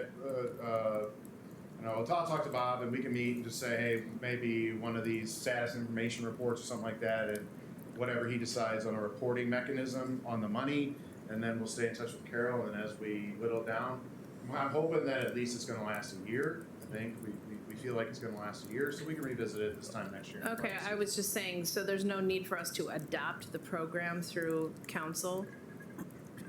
Counselor, Mr. Atkins? Do you think maybe? Wouldn't hurt. That's what I was asking. I think we need to adopt it I think there as should be a like an use of acceptance funds. of the program. Yeah, so it'll come back, Yeah. it'll come back at the next meeting then. Okay, sounds good. Thank you. Okay. All right, so questions on the agenda. We have one update. Due to a Scrivener's error, item number 18.1 should state approval under suggested action rather than advance to second reading. 18.1. Any questions on that? Okay, so let's get to it here. 9.1. A resolution authorizing the mayor to execute a notice of intent to award IHC Construction Companies LLC for the South Slope Water Reclamation Facility project for the amount of $113,862,000. Yes, so if you recall, a few months ago, we had, I guess before I begin, David is Troy Simpson. So if we do have questions, I do have the lead engineer calling if we have questions. A few months ago, we presented, kind of giving an update of South Slope, and it was costing more than we thought it was going to. But we still have the regulations that have to be met by 2035 to remove phosphorus down into the Rock River. So back then, what we were thinking is maybe we'll get $73.5 million is what the IEPA SRF loan was going to give us at about 1.6%. Well, we kind of beat the bushes and asked around, and they said, okay, you can have $4 more million. But that doesn't close the gap to what we were looking. So what Troy did and his team, and we kind of crunched the numbers, we polished the application, we put it in again for 2026, and I don't want to say harass the IEPA finance director, but You tickled them. we let them know we needed the money, and we needed this for the environment down at the Rock River. And they came back and said, okay, for 2026, we'll give you guys $120 million. Sorry, not give, loan. $120 million. The interest rate will be a little bit higher at about 1.9%, but that won't be locked in until the beginning of July when the new fiscal year turns over. But that's really good news for the city of Moline. I don't want to dirty my mouth by misquoting Carol, but I think the back of the envelope is going to save us over $15 million in interest rates. Just be able to not having to go out for those GO bonds, right? So what before you today is not the award, but the intent to award. And this is needed by IHC, which was the winning bid of $113 million. The bids were very close. I think it was 113 and 118. This is a document to IHC saying the city is intent on doing this. It's not guaranteed yet, but what it'll do is it'll allow them to start getting their papers in order to do the contract. The reason that we're in kind of a deadline now is why before we were working on 2025 fiscal year, and we had to get all the paperwork done to get the loan from the IEPA. Even though we have a whole nother year for the 2026 IEPA SRF, the problem, not problem, but what we're into now, is by our bid contract, we have to award the bid to IHC within 90 days of the bid opening. And so I believe that's July 14th. And so to keep moving things along, we'll do the notice of intent today. We'll allow IHC to start their contract work. And then we're gonna come back on July 8th and you guys can vote on the actual award of the contract. And so you'll have another say with more questions if you have some. And then what that should do is allow us to get the loan application shortly after that week, allow us to come to terms with IHC, allow us to probably start construction in mid to late August. So we kind of get the best of both worlds. We get to use our previous bid. We don't have to rebid for 2026, but we get the additional low interest funding from the IPASRF. We were the highest in the state by far. I think next year they're gonna give out 640, 660 around there. We got 120 of that. So I think we doubled more than the next closest person, so it's quite good. Thank you, Mr. Brown. Need a motion. Motion to approve. Second. Motion by Finch, seconded by Castro. Discussion. Mr. Timian. Carol, back of the envelope, extra money, how's this affecting our plans with fee increases to pay this off? Is it a longer runway? Is it magically gonna work out? Well, we always want it to be magical, but Right. this is gonna take a little bit of tinkering to make it work. Back of the envelope, again, we need to know precisely the total dollars that we would be taking for the loan. But in our 3-year window that we presented during the budget, it was going to be our last year of a 9% increase for WPC, and then we were hoping to lower that to 4%. Now, we're gonna lower it, but only to 6% for 6 years. Then we can drop to 4%. Then we're gonna have a 12-year period where it's gonna go every other year, because we've got bonds dropping off and some other loans dropping off during that period. Every other year at 0 and 2%. And then it appears on the final about 10-year run that about 2% is gonna hold us. And that is, as best as we can predict right now. And again, every year during the budget, we're gonna be fine tuning any other capital we need, any other personnel we're gonna need. But as best we can anticipate, that's roughly where we're at. Thank you. Thank you. Anything further from council? Mr. Schmidt. When we're walking through that financial scenario, how dependent is that on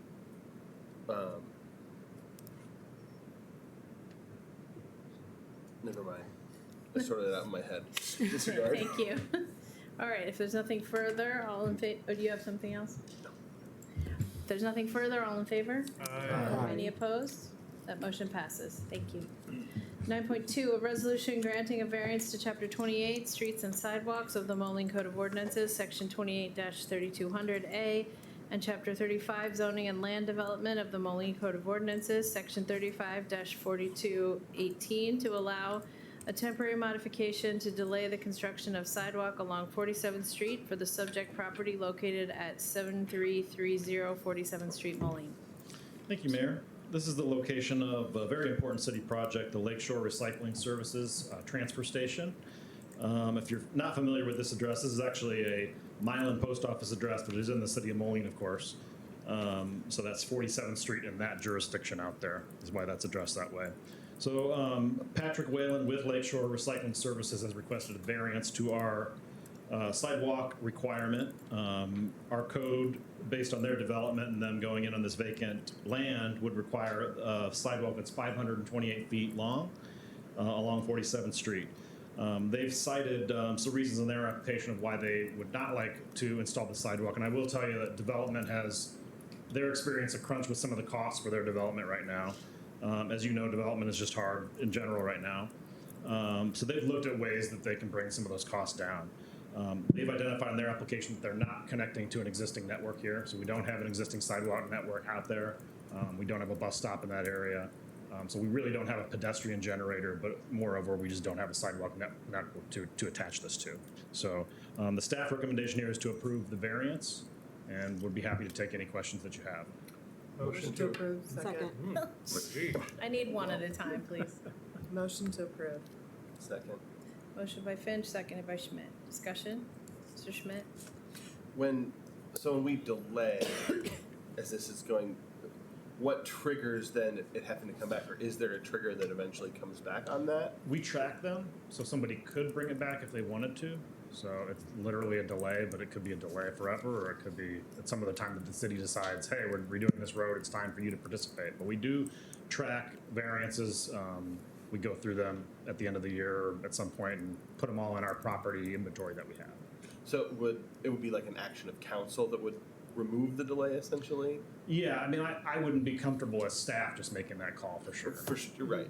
So it just would come back of like, we now think it's time and we gave them this break, Yeah. but And that's one of the reasons we started tracking them, is at some point there may be a need in an area to say, hey, look, it's time to go back on these variances and install. Mr. Timian? My question was along the same line. If this was just a delay in order to avoid paying payment in lieu, 'cause I mean, I don't ever anticipate us needing a sidewalk by a recycling center, especially in an industrial area. So, I mean, would it be appropriate to make a motion to allow for a permanent variance without payment? Or necessary? In looking at the language when I was reviewing this for council, it seemed pretty clear that a delay was anticipated. I suppose you could grant it permanently, but I'm not really sure why you would I want would to. recommend to council that creating something permanent ties the hands of future councils, and we shouldn't be in that Yeah. practice. Thank you. Okay, if there's nothing further, all in favor? Aye. Any opposed? That motion passes. 9.3, a resolution granting a variance to Chapter 28, Streets and Sidewalks of the Moline Code of Ordinances, Section 28-3200A, and Chapter 35, Zoning and Land Development of the Moline Code of Ordinances, Section 35-4218, to allow a temporary modification to delay the construction of sidewalk along 41st Street, 41st Avenue Drive, and 46th Avenue for the subject property located at 4101 41st Street, Moline. Thank you, Mayor. So this location is McLaughlin Motors. They've been located on John Deere Road and 41st Street for as long as I can remember, so I think we're probably 40 years that they've been down there at this point. They are going to be adding onto their building in two different locations. They're also going to be constructing a service center behind. So they're making some major investments down there. They're also looking at some future investments of some other cars lines that they'd like to bring in there. So one of the things that they deal with, putting my economic development hat on, I do feel for this business because they've been fighting the headwinds of these different car dealerships saying, go to Iowa, and they've been, talking to the owner. He's like, we've really been trying to just stay in Moline. That's where we want to be, and we want to invest in Moline. So, but for them, if you actually look at this request and where the code literally says they need to install the sidewalk, here, I guess I'll just tell you my main concerns are we'd be encouraging people to walk into an area that has no sidewalks and has no possibility to add sidewalks. And then the method of how we would be doing that is kind of a windy road that doesn't really make sense from a pedestrian standpoint. Another thing that concerns me is just that, IDOT did build this, whatever we think about what IDOT built down there, they didn't add sidewalks to it. And I live in a neighborhood just off the hill where I come down south to the car wash even, and I can't find a sidewalk to even walk, on the other side of John Deere Road. So I see a lot of issues down there that IDOT didn't correct when they made the investments. I feel like it's unfair to have this business make all those improvements. And for a variety of reasons, like I said, I don't see anywhere we're connecting to the west. We do have sidewalks along 41st Street north of John Deere Road, but I don't think we have any pedestrian connections across John Deere Road. So even that seems like an unsafe area to be encouraging people to cross. The staff recommendation on this one is to approve it. And like I said, in this case, it would also be that temporary delay. Motion to approve. Motion by Schmidt, seconded by Finch. Thank you. Here, any further discussion? Yes, Mr. Schmidt. I appreciate your approach to looking at that and bringing that out, kind of laying it out for us that way, because it just makes it clear, like, well, we would love to have that area be pedestrian friendly. It's simply not, and doing this is not going to do anything about fixing that. And like you said, may only actually make it worse in some ways. So it's kind of an unfortunate situation we're stuck into. But yeah, having them invest, a company interested in staying and investing in Moline, I don't think we need to add that barrier to them. Yeah, it's a great point because it's a private road through there too. So we really don't have the ability to even have the sidewalks unless we were to acquire property through Walmart. Thank you. If there's nothing further, all in favor? Aye. Any opposed? The motion passes. 9.4, an ordinance amending Chapter 22 offenses miscellaneous of the Moline Code of Ordinances, Section 22-1105, tobacco products, tobacco accessories, smoking herbs, and alternative nicotine products by increasing the number of Class B incidental tobacco dealers licenses in the city of Moline at the request of Rising Sun Mart LLC, DBA Rising Sun Mart. Is there an explanation from the clerk, maybe? Yes, this was previously licensed as a Class B under Mina Mart, and Mina Mart is selling now to new owners, Rising Sun Mart. So we would be surrendering one Class B license and adding a new Class B. Motion to approve. Second. Motion by Finch, seconded by Castro. Discussion? Hearing none, all in favor? Aye. Any opposed? That motion passes. 9.5, an ordinance amending Chapter 23 Parks and Recreation of the Moline Code of Ordinances, Article 2, Operation of Park and Recreational Facilities, Section 23-2103, Trails, Rules of Conduct applicable to trails to allow non-gas powered / human powered activities on city trails. Thank you. Mr. So Griffin. basically, this is an update to the city ordinance to basically allow e-bikes onto the trails. E-bikes are not new, but ever since 2020, they've become more and more popular, more and more available. Almost, I would say, every single bike shop in the Quad Cities sells them, including the one in Moline. If you take a ride out on the trails, pretty much any time of the day, you will see e-bikes. This is something that the Bi-State Trail Committee has been working on for the last couple of years, is to endorse the ability to allow e-bikes on our trails. So this is endorsed by the Bi-State Trail Committee. That trail committee is made up about 15 different organizations, including 3 Parks and Recreation departments. Visit Quad Cities is on there. There's several different bicycling clubs. I'm the vice president. I've been vice president for 2 years. I've been the president for 2 years. Bettendorf and Davenport are also updating their ordinance to allow this. But this is something that I've kind of spearheaded with the bicycle, the Bi-State Trail Committee for the last probably year and a half.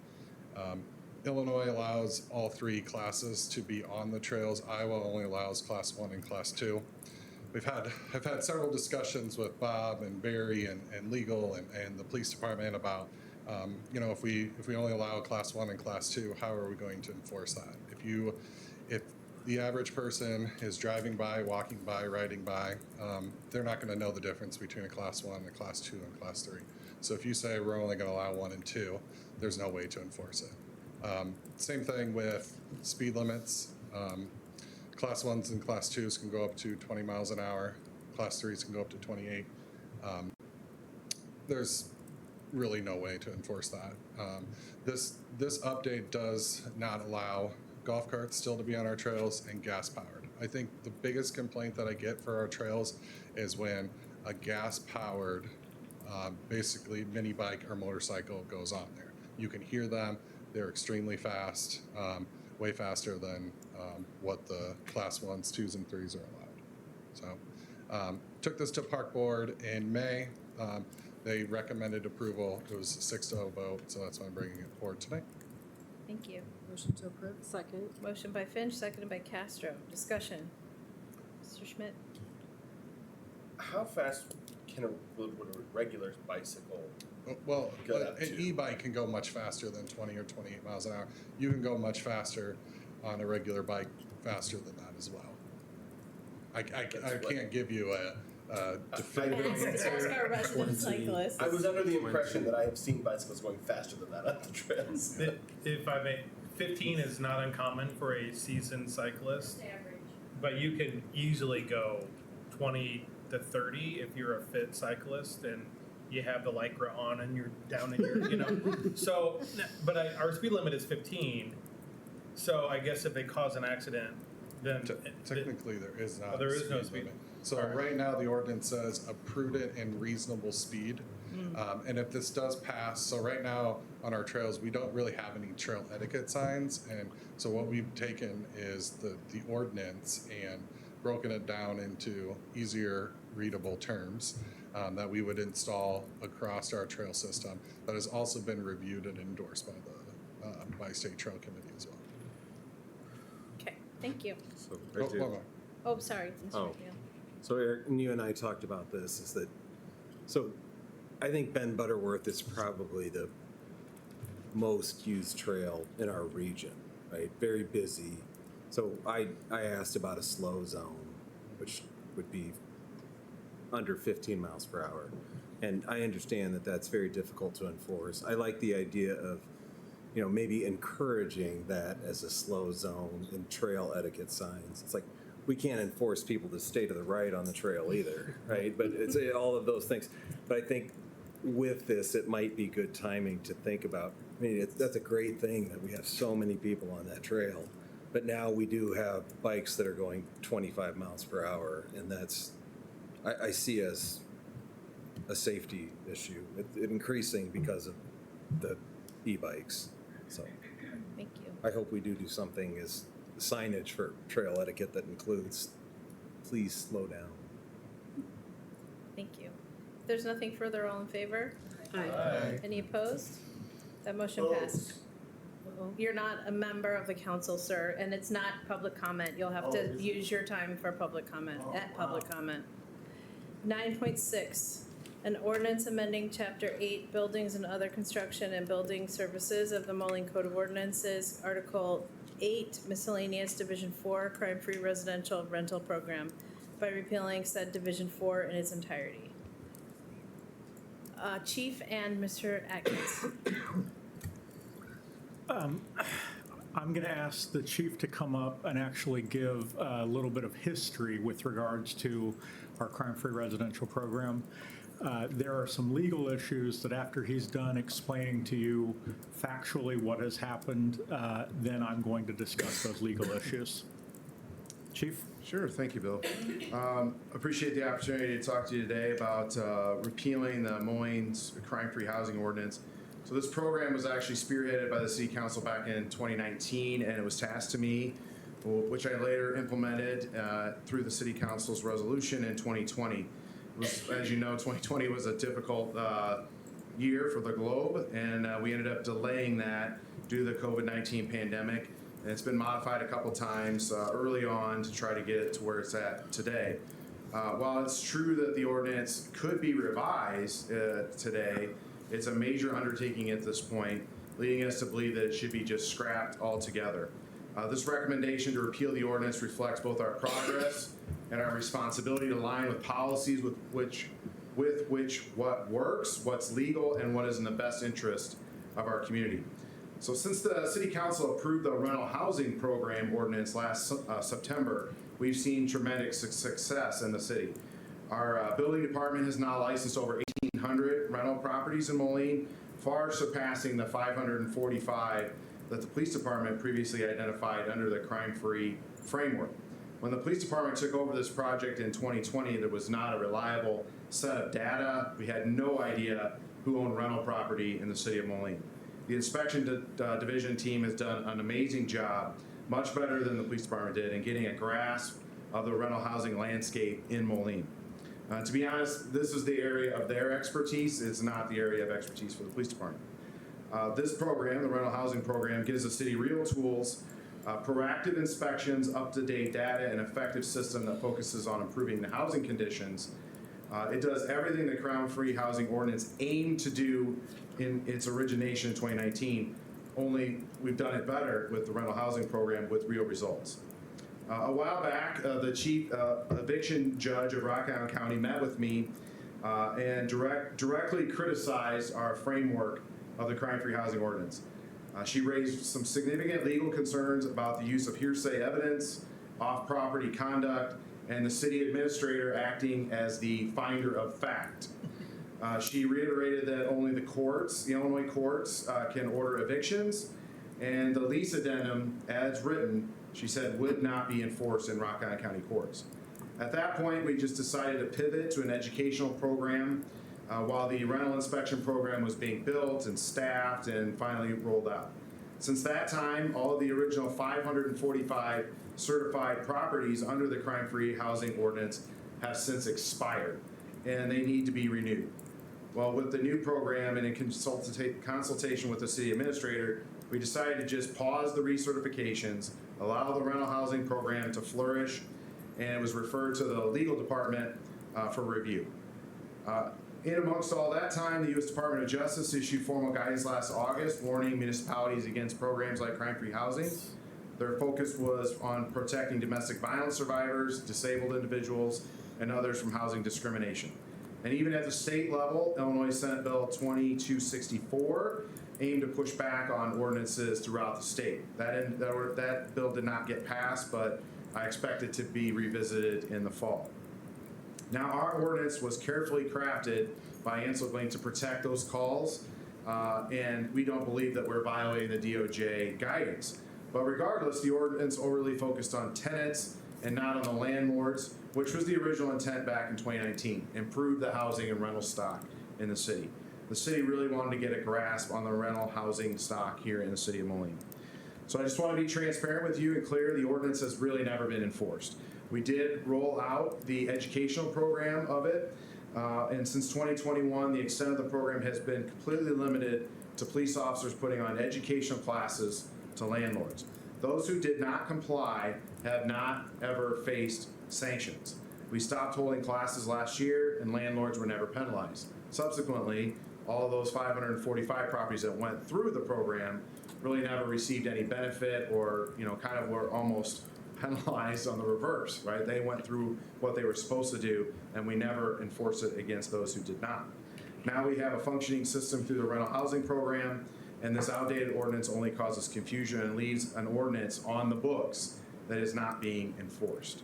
So repealing this ordinance does not mean we're soft on crime or soft on safety. It means we're smart on policy.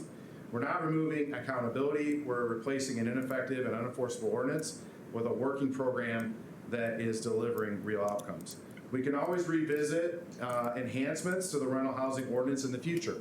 I defer to the recommendations of the rental housing staff, the building official, and the neighborhood improvement officer if they identify those tweaks. The police department's here to collaborate with those departments and all of our departments in the city, but we don't need to run or implement this program any longer. So my recommendation is to repeal the ordinance. Motion to approve. Second. Motion by Mr. Schmidt, seconded by Razak. Discussion. Anyone? All right, all in favor? You're right. Am I missing someone? Oh, Mr. I Atkins would like to speak. Discuss a Thank little you. bit some continuing legal issues. Got it. While there were legal issues that were addressed, and some of the issues raised by the Department of Justice are no longer issues with our current program, there is a continuing problem with Illinois state law. The way in which the addendum works allows for evidence to be presented through evidence of an arrest without necessarily proving that a crime was actually committed.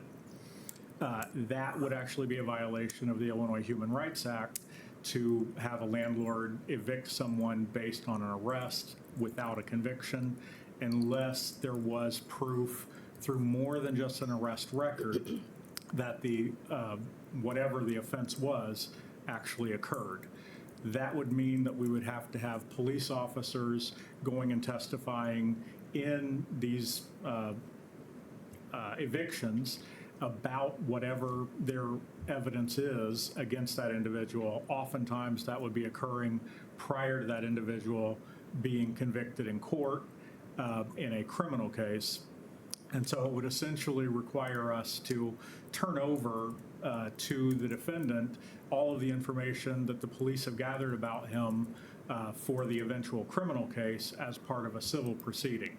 Not something that I think is a very good idea, and not a way that I think we should try to enforce this, However, if we didn't do it that way, simply using the fact that there was an arrest would be insufficient and violate Illinois law.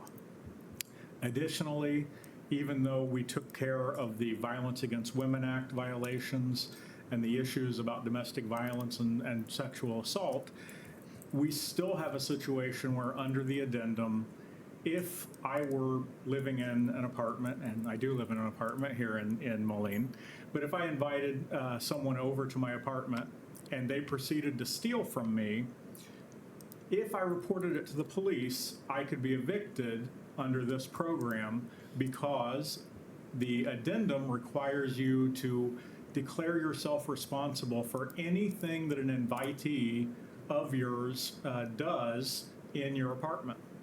So by reporting that I was the victim of a theft, I could be evicted under the addendum as it currently stands, which may be legal. I'm not giving a legal opinion here, but it certainly isn't fair. And I would hope that on that basis, you wouldn't want to proceed with this particular addendum. So if we were to continue with the crime-free housing program, we would need to radically alter the addendum, which is really the operative part of it with regards to the actions of a landlord in evicting a tenant who is supposedly a criminal. Although, as I've just explained, this actually reaches victims just as much as criminals. And I personally, while it might be a good idea to have a victim-free Moline as well, getting that by kicking them out of the homes they live in is probably not a good way to achieve that particular end. Thank you, Mr. Atkins. Yes, Mr. Schmidt. This is a bad law. It was always a bad law. And the ability to kick out victims that way was always a component of that. When I first came on the council, I was made aware that we were not enforcing the law, which is the only reason I'd never personally brought it forward for repeal. Because the chief of police said, well, we can't enforce it for all the reasons that I had concerns about. So I am glad to see this, though, removing from the books, because it's just a very poorly executed and poorly thought through piece of policy that I'm glad to see in our past. Mr. Timian? Just as we're talking about this, I became aware in my mind, I suppose, that victims of human trafficking would be kicked out of their apartments if they have an arrest on their record as a result of the activities of them. And, you know, that's not really, I think, the environment that we want in the city, that people trying to better their lives or get out of really bad circumstances should not be further penalized for it. And so I applaud the chief and the legal department for, you know, repealing this law and getting us on a better step.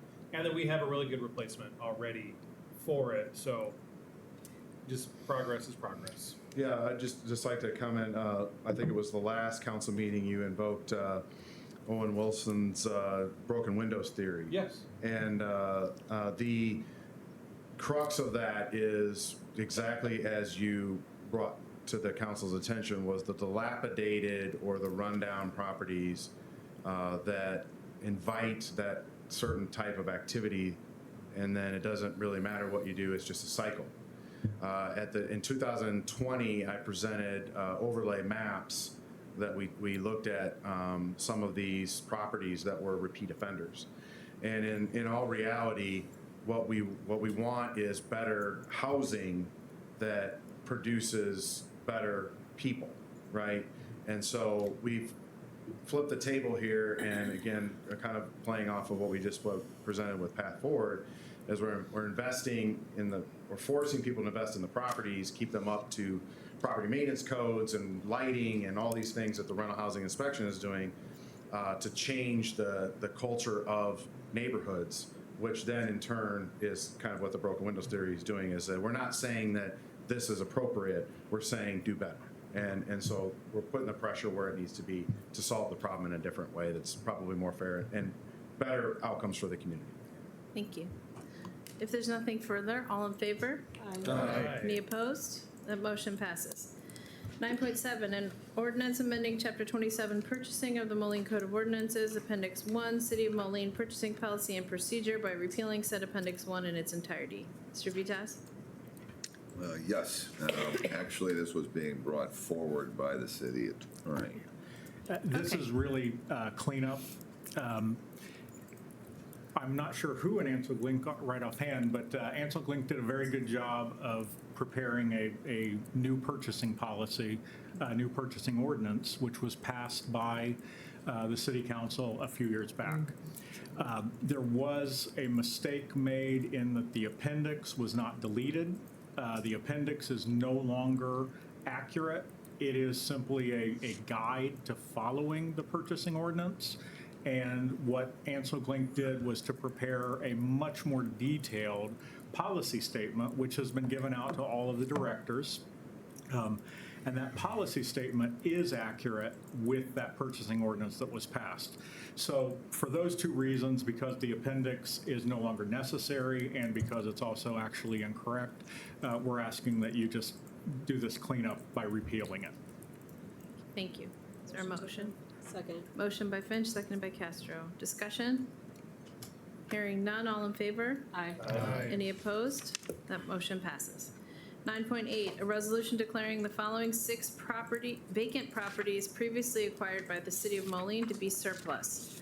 1117 26th Street, 723 22nd Street, 2114 8th Avenue, 728 25th Street, 2615 11th Avenue B, and 520 21st Street, and authorizing the Quad City Land Bank Authority Board of Directors to determine the disposition of the 6 properties based on proposals from prospective buyers, and authorizing the QCLBA program attorney to manage and execute all closing documents on behalf of the City of Moline. Thank Mr. you, Your Honor. Mathias. In my opinion, this is the main goal of the Quad Cities Land Bank, is get properties on the tax rolls. In this case, we have 6 vacant city properties. 3 of them, I know Mary's already been in touch with the neighbors who are going to acquire these for additional land on their properties. One of them on 21st Street will be an actual, hopefully beginning of a major housing project where that person can assemble property. So, like I said, the main thing will be here getting the cost of the land bank back. So these will be cheap sales in the $1,000, $2,000 range, just to get back the cost of the land bank to process these things. So we're just asking for your approval, and we'll keep these properties back on the tax rolls. Motion to approve. Second. Motion by Finch, seconded by Macias. Castro. Thank you. Discussion. Mr. Schmidt. Is there any anticipation that any of these might not sell or might not get any interest, or would they then just sit with the land bank until there is interest, or how does that? And I should have clarified that these will still be in the City of Moline's name. So until the deal is, until there's like a buyer for them, then the transfer will happen at that point. So they'd still be City of Moline owned until someone is found that wants to But purchase. so like the land bank would just have the kind of the list of available properties that they put out requests for, and then like just sit Right. open, or what? How's Right, so these will be on the website for the land bank. When we find a buyer that meets the criteria, then the transfer would happen at that point. But this is really just giving the land bank the authority to make that sale. Thank you. Anything further from the council? Hearing none, all in favor? Aye. Any opposed? That motion passes. Thank you. 9.9, 9.9, an ordinance amending Chapter 3, advertising and signs of the Moline Code of Ordinances, Article 2, signs, Section 3-2110, sign permits, pertaining to the notice requirements for expired sign permits. This one came from administration and noticed that we have an 180-day notice for, so let's say a business goes away and they leave their pole sign up out there. The code says that we notice them, and then 180 days later we can pursue the violation. So this is really just shortening that time to 60 or 90 days, depending on what the specific situation is. If it's more of a life safety, didn't meet the code situation, it's going to be closer to 60 days per Bill's review, and obviously the other ones will be 90 days. Just the staff recommends approval. Thank you. Motion to approve. Second. Motion by Finch, seconded by Macias. Discussion. Hearing none, all in favor? Aye. Any opposed? The motion passes. 9.10, a resolution authorizing the mayor to execute a First Amendment to program funding agreement between the City of Moline and the Illinois Housing Development Authority to amend the Strong Communities Properties 2 agreement termination date, and to do all things necessary to execute all assurances and certifications to the Illinois Housing Development Authority for the Strong Communities Program Round 2 program, and authorizing the Community and Economic Development Department to begin work upon execution of the First Amendment to Program Funding Agreement for an amended agreement termination date between the City of Moline and the Illinois Housing Development Authority for the Strong Communities Program Round 2, and to do all things necessary to implement said program requirements. Ms. Whitley. Well, this is an easy one for you. About 6 weeks ago, they sent us an email saying, well, for the Strong Communities Property 2 grant, IDA is the funder. They sent us an email and said, hey, we're gonna give you another year to use your money, which is great, but we're hoping that that doesn't delay Strong Communities 3 coming out, because we're ready to apply for that. So we're asking for the mayor to sign it so we can accept that additional year to do some more work with the funds that we have. So in this program, we do the demolitions, and then we also do the homestead program out of this one. Thank you. Motion to approve? Second. Motion by Schmidt, seconded by Castro. Discussion? Hearing none, all in favor? Aye. That motion, any opposed? That motion passes.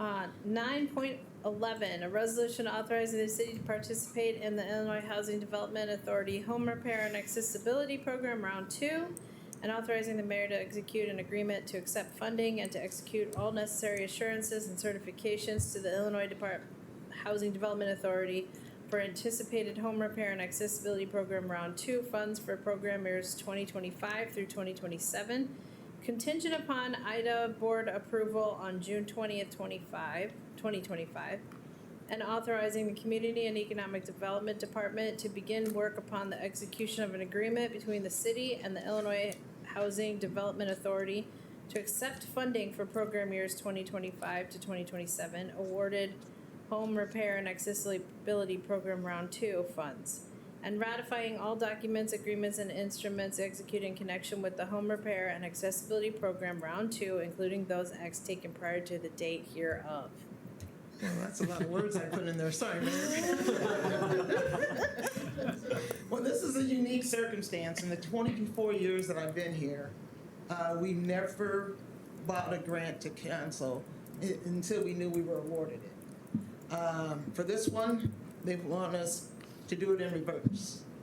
Take it to council on the chance that you're gonna get awarded the grant on Friday. So we're hoping, we've been very successful with the previous round, and we hope that our work speaks for itself. So we're asking for approval. Motion to approve. Second. Motion by Finch, seconded by Razak. Discussion? Hearing none, all in favor? Aye. Any opposed? That motion passes. Thank you. Yep. Informational, Mr. Matthias. Historic Preservation Commission demolition ordinance update. Thank you. I'll just do a real short introduction to this. We last talked about this in December of 2024. This is an issue that I really inherited that goes back to 2019. As the staff liaison to the Historic Preservation Commission, I do want them to eventually get an answer on this. And so what they would like to do, and the ordinance is attached, we've talked about this many times, but it would basically be a 30-day pause before a demolition, before a building is demolished. Well, excuse me, it would give them 5 days to review to me whether something should be paused, 30 days to consider whether there should be a hearing on it, an additional 60 days if they decide to. We've proposed some changes to this where they have toned it down from where it was initially, right, where they've taken accessory structures out of the review. But it would be this would apply to any structure that was 50 years older or more. And I'll just tell you what, staff thinks that could cause some economic development issues in certain cases where we may have an issue where a building needs to be torn down, and it would really take away staff's ability to approve some of those things and give it to the Historic Preservation Commission. Now, I love working with the Historic Preservation Commissions. We have many people on there that have been on there for many years, right? whether we fight or whether we're getting along, I feel like we have a great relationship where they can share their expertise with me. We've come up with a way where I think we can get that. So I'll just propose to you what I believe staff thinks a good way to do this would be. I'd like to have my staff work out a way where they send all those demolitions to me. I can review all those buildings that would be demolished. I can then turn that over to somebody at the Historic Preservation Commission and give me their thoughts, give me their advice. And I do this already with my staff reports, with my developments. I will go to somebody like Barb Sandberg and say, hey, tell me about the history here. So I'd like to build through staff a way that we can do that and get their expertise, and then let me decide whether it's something that should be held up, whether it's something that we can work with the developer to say, hey, can they get in there and take these artifacts out? But really, what the Historic Preservation Commission wants is a way to stop a building from being torn down before they can do that research, before they can get in there and maybe try and convince that person to landmark the building or keep it, but more importantly, get in there to do some of the salvaging, some of the documentation for historical purposes too.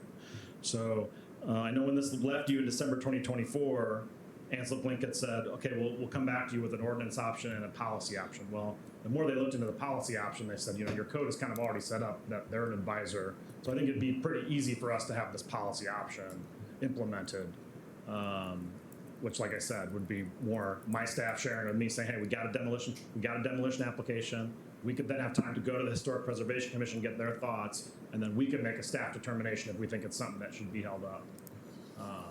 That would be something that staff could get behind more, rather than possibly giving something, and I don't think it would happen often, but possibly giving something, a 90-day pause that could hold up a major economic development project. So I know that, I know Barb's here in the crowd too, and certainly has thoughts on this, but that's staff's thought. We would like to eventually get some direction back to the HPC, because this has been hanging out there for many years. Thank you. I have a question, unless there are other comments from the council. My question is for Mr. Atkins. How common is it to have non-elected or non-staff folks making decisions about demolition or not? To me, that sounds like we're opening ourselves up to a challenge by developers or whomever is in charge of the property. I can't really speak to how common that is. It seems to me that there is no problem if we have clear standards in doing what's just been discussed. If it is simply unbridled discretion, that seems like it does create a potential problem. So until we have an actual ordinance drafted to review, I can't really say whether I think this is a good or a bad idea, or whether there are any legal issues with it. It really depends on making sure that we have solid standards to apply, rather than simply an exercise of that looks good to me discretion. City of Urbana has something like that. There are some other suburbs that have something like that. Peoria does just a 30-day pause on any demolition. So they just say, hey, we're going to post it on a website for 30 days and people can see it. So like Bill said, cities take different, you just have to have a set process, I feel like, and make sure the authority is set up so it's not a willy-nilly thing. We could certainly bring that back to you to show you, hey, here's what Urbana does. Here's what Peoria does, and those things. I would say, like I said in December, to me, it makes sense for the professionals to apply this ordinance that works regardless of who is on the Historic Preservation Commission. That membership changes, and they're not always, not every member is as experienced in the city of Moline or just historic preservation in general, right? There's way more variability with the committee than there is with the staff. And so I personally, it's council's call, but that's why I said what I said in December, and I stand by that today. Mr. Schmidt. I personally have no problem with the commission being the ones who make that call. And though I think likely we should do that in such a way that it would be like both the director and the commission would have they all review it and any of them can move forward on it. because if we have commissioners, if someone misses something, it just gives you that kind of, a couple more eyes have looked at it. I have two problems with the ordinance as it comes forward. The one, which has been my problem with it from the start, and that my position has not changed, in that this is entirely too long of a delay opportunity. The longest I've ever been okay with was somewhere around 45 calendar days, which at that time was, I think, for 15 days for the initial review, followed by a 30-day hold. I'd have to be convinced quite a lot to go beyond the 30-day hold and an initial window. I think that's too much for where we're going. The other piece of this is as we look to the hardship opportunity, or someone who says, hey, I want to bring this forward, I would not be interested in passing anything that restricted council's authority on economic hardship only, for the exact reasons you had said on if something's in a development agreement, if something is in, hey, I can only get this done with a grant I'm getting from the state if I can get it in a certain time. Though I guess you could argue that's financial, but I would not want to be restricting that down to such a prescriptive notion. If it has to come back to council, I think that'd be up to the full review. I mean, granted, if we could also just suspend the rules and do whatever we wanted, I suppose, when it comes to council. But those are my two issues in the ordinance. I think bringing the commission involved in making that review process and getting involved, that makes sense to me. Any further comments, guidance for staff? Mr. Timian? I agree with Alderperson Schmidt. I think 30 days has always been my kind of cutoff, and anything beyond that feels a bit excessive. I'm torn between the council or the director, but I feel like if staff is making a recommendation, that should be adequate, because you're working with the HPC all the time anyway. So you're the liaison. So I think like if the HPC is coming forward strong, you're bringing it to council regardless. So I don't know if we need a lot more process than that, personally. Mr. Macias? Well, ultimately, the buck stops with somebody, and it probably should be the professional staff member who does this on a daily basis. So, but I do appreciate the fact that you're working together and they provide the advice and you can counsel. As long as that relationship is in place and they fulfill that role, I think it should be fine. But I just see it more of a procedural aspect. It probably will flow better having that control rest with staff members, in my opinion. Thank you. I think, do you have something further, Mr. Schmidt? One more thing that I prefer in this version is the return to the 50 years or older procedure. I understood the reasoning of trying to go to like built prior to 1950 or setting a date, but that just, it sets us up for long-term headaches when, we missed that building, which is now 100 years old, but our ordinance says before 1950. So I just think that's a good change here as well. Thank you. Thank you. All right, I'll call our regular council meeting to order. Pledge of Allegiance, please.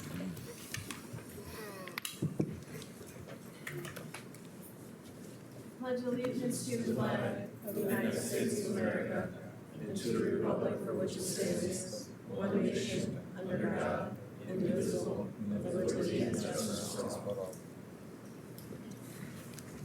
Do you have an invocation, Alderperson McNeil? I do not. Okay. Roll call, please. Alderperson Murphy? Present. Macias? Present. Razak? Present. Timian? Present. Finch? Present. McNeil? Present. Castro? Present. Schmidt? Present. All right, is there there's no remote electronic attendance. Is there any public comment? No. Public comment? Yes, please come in. You have 3 minutes. You come to this mic and state your name. Ms. Mayor, council members, maybe I misunderstood about what he said. Can you clarify? What's your name again? Chris Martel. Thank you. Can you clarify what he's asking to do with the bikes? The e-bikes? We don't usually do a back and forth during public comment as a chance to hear So from if I the heard what community. he was saying about permitting Class 3 e-bikes on trails. No, I looked online. Class C3 bikes, which usually have pedal assist only, can go up to 28 miles per hour. In California, these limits are also applicable, and Class Class 3 e-bikes are not allowed on bike paths. 28 miles an hour on a walking way, this is what concerns me. I use the riverfront all the time. I take my dog there to walk, and it's a peaceful getaway for me, just to get away, just to the scenery and everything. I think that's one of the best aspects of this city alone. If you're not using it, if you haven't walked it, I would suggest you all walk it. And when I walk it and a bicycle comes down there, they think they own the road.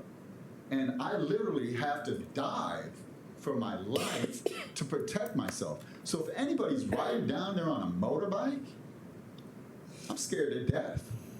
I don't know if you think about it and you're agreeing to it, but I would suggest you all walk it for once and see if anybody's gonna say, yeah, that's okay.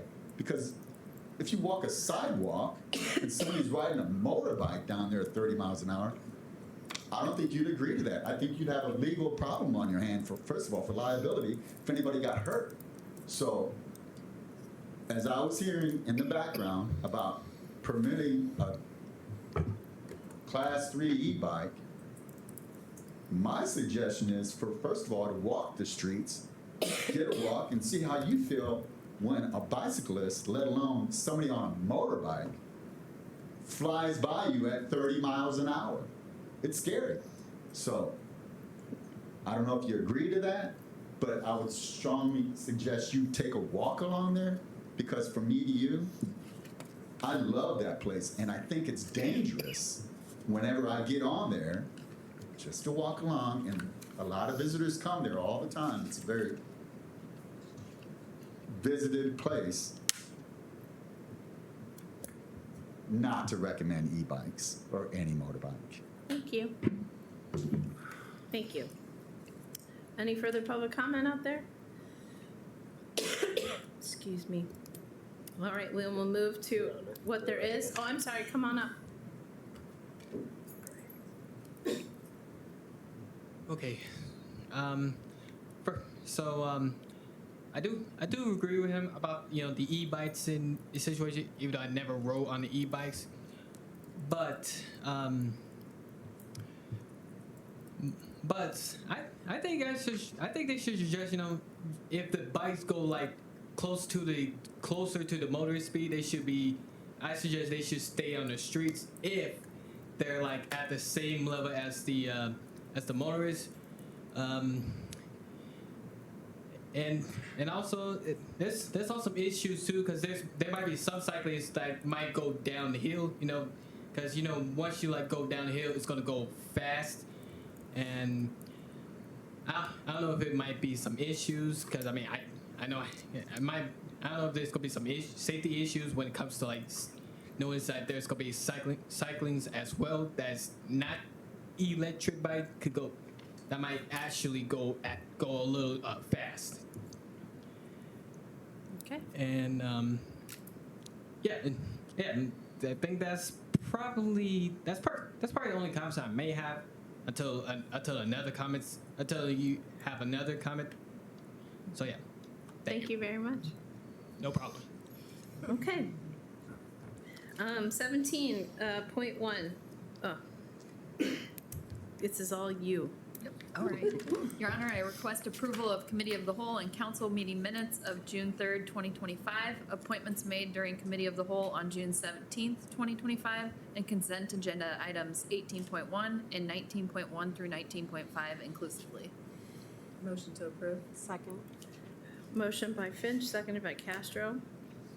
Roll call, please. Alderperson McNeil. Aye. Castro. Aye. Schmidt. Aye. Murphy. Aye. Macias. Aye. Razak. Aye. Timian. Aye. Finch. Aye. 8 ayes, no nays, and that motion carries. Non-consent agenda resolutions.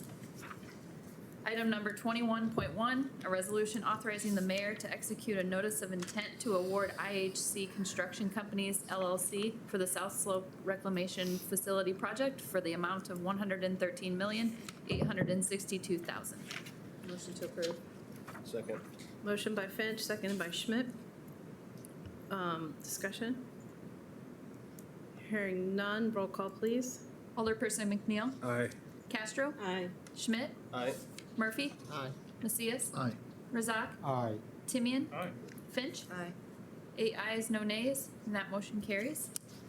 Item number 21.2, a resolution authorizing the city to participate in the Illinois Housing Development Authority Home Repair and Accessibility Program, Round 2, and authorizing the mayor to execute an agreement to accept funding and to execute all necessary assurances and certifications to the Illinois Housing Development Authority for anticipated home repair and accessibility program, Round 2, funds for program years 2025 to 2027, contingent upon IDA board approval on June 20th, 2025, and authorizing the Community and Economic Development Department to begin work upon the execution of an agreement between the city and the Illinois Housing Development Authority to accept funding for program years 2025 to 2027, awarded home repair and accessibility program, Round 2 funds, and ratifying all documents, agreements, and instruments executed in connection with the home repair and accessibility program, Round 2, including those acts taken prior to the date hereof. Motion to approve. Second. Motion by Schmidt, seconded by Castro. Discussion? Hearing none, roll call, please. Alderperson McNeil. Aye.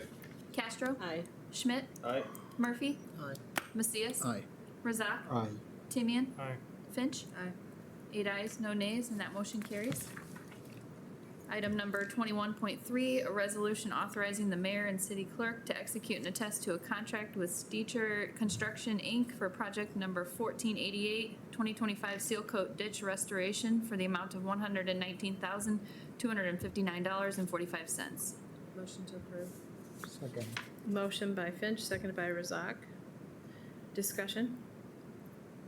Hearing none, roll call, please. Alderperson McNeil. Aye. Castro. Aye. Schmidt. Aye. Murphy. Aye. Macias. Aye. Razak. Aye. Timian. Aye. Finch. Aye. 8 ayes, no nays, and that motion carries. Item number 21.4, a resolution approving a supplemental resolution for improvement under the Illinois Highway Code for motor fuel tax, section number 17-00268-00-RS, milling and resurfacing with ADA ramp improvements on 12th Avenue and 16th Street for the amount of $117,947.05. Motion to approve. Second. Motion by Finch, seconded by Castro. Discussion? Hearing none, roll call, please. Alderperson McNeil. Aye. Castro. Aye. Schmidt. Aye. Murphy. Aye. Macias. Aye. Razak. Aye. Timian. Aye. Finch. 8 ayes, no nays, and that motion carries. Non-consent agenda first reading ordinances.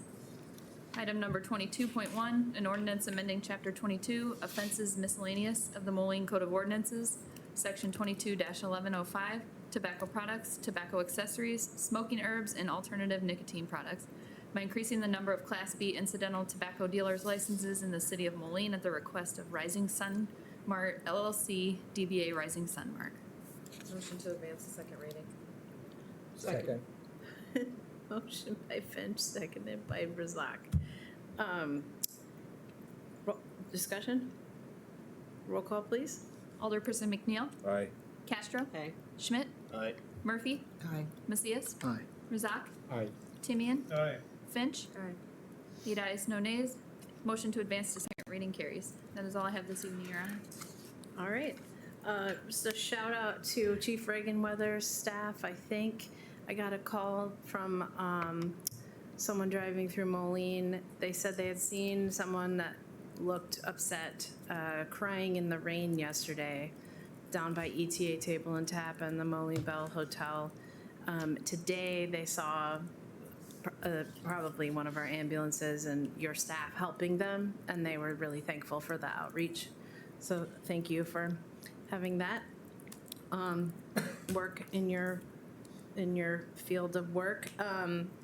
Also, Alderperson Murphy, want to commend her for always having the communication with her residents at the top of her mind. She's having a special first ward meeting on homelessness with staff and with Humility Homes. So I want to encourage the rest of you again. Remember, well, I know you kicked off ward meetings in November, and then Ms. Murphy started it. I want to encourage all of you to think about what is the calendar looking like for your ward meetings. Do you want to have a special topic such as this to explain anything or take in any concerns? Or do you want a general meeting? But it's time to do that as we move forward. So you can coordinate that through Mr. Vitas and Macy McManus. Okay. There was one more. Today I had a very good conversation with the president of Western Illinois and staff up here in the Quad Cities. They had a board meeting. We shared ideas because they did not get funding that they wanted in the state budget. So they remain committed to the Quad Cities, but I just wanted you to know there are good conversations happening about what their future looks like, given all the pressures on higher ed at the moment. And if you're not aware, there are quite a few pressures. You know, I work in higher ed, but just in terms of just visas alone for students coming from overseas, there are a lot of financial pressures on institutions. So the whole area could see impacts from that. You have anything, Ms. Murphy? Yes, I'm glad you mentioned that. I was going to say anybody from the council is welcome to attend. We're going to explain, well, the chief is going to explain the laws. We've had a couple of hot spots in our ward that the neighbors and the residents are very upset about. So I want them to know what they can do, what they can't do, and understand. So if you want to get a basic understanding of the law, if you're having any problems with homeless people in your ward or your residents are complaining, also our contact from Humility of Mary will be there, and you can get a better understanding of what he does for us. Thank you. Nothing, Mr. Your Honor. Macias, Mr. Nothing, Rizzo. Your Honor. Mr. Timian? Nothing, Your Honor. Ms. Finch? Mr. McNeil? It's pollinator week. Oh, yeah. So as a bee city, we'll celebrate tomorrow. There'll be a native plant sale at the Atlas Collective and a gathering at Four Brothers after. Hope to see you there. Be there. I just wanted to share some feedback for Chief Galtz. I heard yesterday, I was talking to the superintendent of schools, Rachel Savage, and she was just really complimentary and thankful for the time that you took going over to talk to the school board about the change in the homecoming route. She was just really grateful and thankful and wanted to let you know. Thank you. Mr. Schmidt? Thank you, Your Honor. This is actually an item I forgot to mention, or well, I decided not to mention the night we had the tornado that took us downstairs. I had observed that, as we approach the changing of the art in downtown Moline and the rotation and the bringing in the new statues and that sort of a program, a couple places where citizens were getting sad to see their favorite art pieces go. The Atlas Collective made a really big deal about the one right outside of their store, and but also happy to see the rotation and the new opportunities and new pieces that are coming forward. And I just saw it as something that was really positive, and seeing how that is helping and that's pushing as we continue to have conversations about how best to support the mission of the Art Commission. Just really great to see that we are having some of those placemaking aspects taking place. So just really exciting to see that coming from something that, and that particular program is pretty cost effective too, I think. So. Thank you. Mr. Vitas? Sure, thank you, Mayor.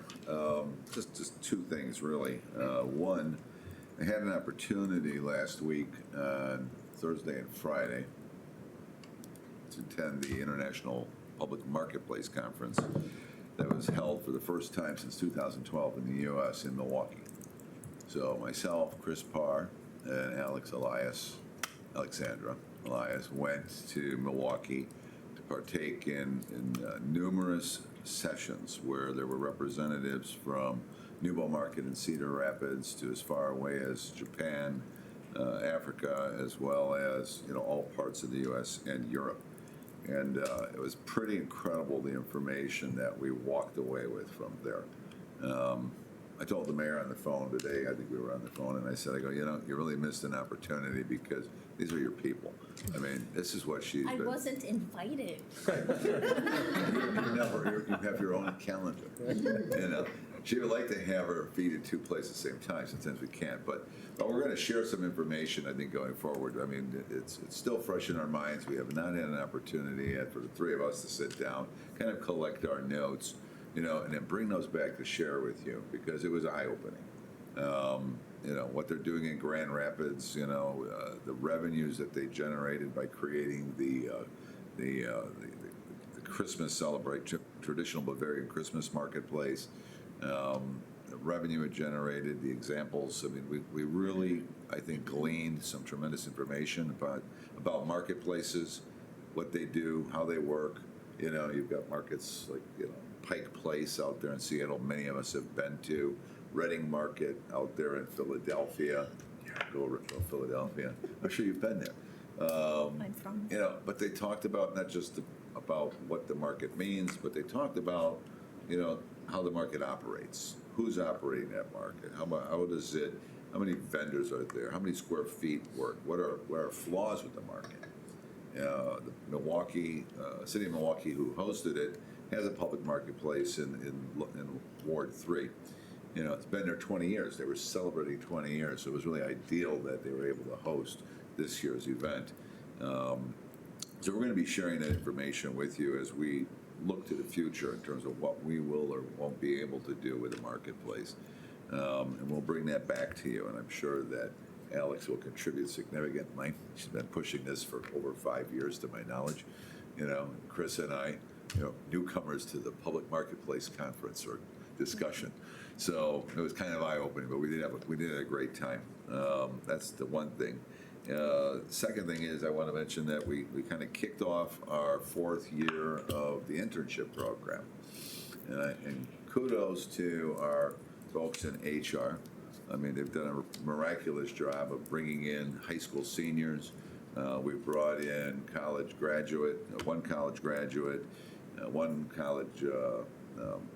college-bound high school senior, whose father actually works for our fire department, Mr. Sotos, and bringing her into this organization. And the thing we're picking up on is that there's a growing interest in what we do, and what we do is incredible, right? I mean, when you look around all the 12 different operating departments and all the divisions within the operating departments, local government's a great place to work. You can make a career out of it, and you don't have to leave home to do it. You can actually stay at home if you're fortunate. So the program got kicked off today, and we're looking forward to great results with these young people here from Moline High School and beyond. I have to tell you, I just got a text from a parent of someone who's in the high school internship with a beautiful picture of the Moline socks they got. But saying that they had a great first 2 days on the internship in public works, so way to go. Great job, Denver. Keep it going. Could I just also... Boys and Girls Club? Yeah, could I thank Bob and Chris and Leah for hosting the teens from the Boys and Girls Club to talk about opportunities with the city and kind of future ready today, so thank you. Anything further? Just one compliment to MKSK. I didn't want the evening to end without saying thank you from here. You guys did great work. So happy that we did bring you guys on board, and you did not disappoint. And I am remiss not to mention Alex Elias and her early contributions, going all the way back to when I first started here, because that's really where the discussions began with me. So I want to thank her personally for all of the efforts that she's put into this. She's dedicated herself to this project. So thank you, Alex. Good. All right. Thank you so much. Believe any further public comment this evening? Yes, 3 minutes at the mic. I just wanted to commend the Mercado crew because they were actually represented and speakers at that Yes. international marketplace. Yes, So, Francis yeah. did a great job. Yeah, we were greatly represented as a city of Moline. So Just this for the record, this is Alex Salaveria. This is Alex Salaveria. I'm with Quad City Arts and the Moline Public Art Commission. Thank you. All right. Executive session. Your Honor, I make a motion that the council convene an executive session for the purpose of discussion of appointment, employment, compensation, discipline, performance, or dismissal of specific employees, 5 ILCS 120/2C1, property acquisition -5 ILCS 120/2C5. Second. All right, motion by Murphy, seconded by Timian. Roll call, please. Alderperson McNeil? Present. No. Aye. Castro? Aye. Schmidt? Aye. Murphy? Aye. Macias? Aye. Razak? Aye. Timian? Aye. Finch? Aye. All right. 8 ayes, no nays, that motion carries.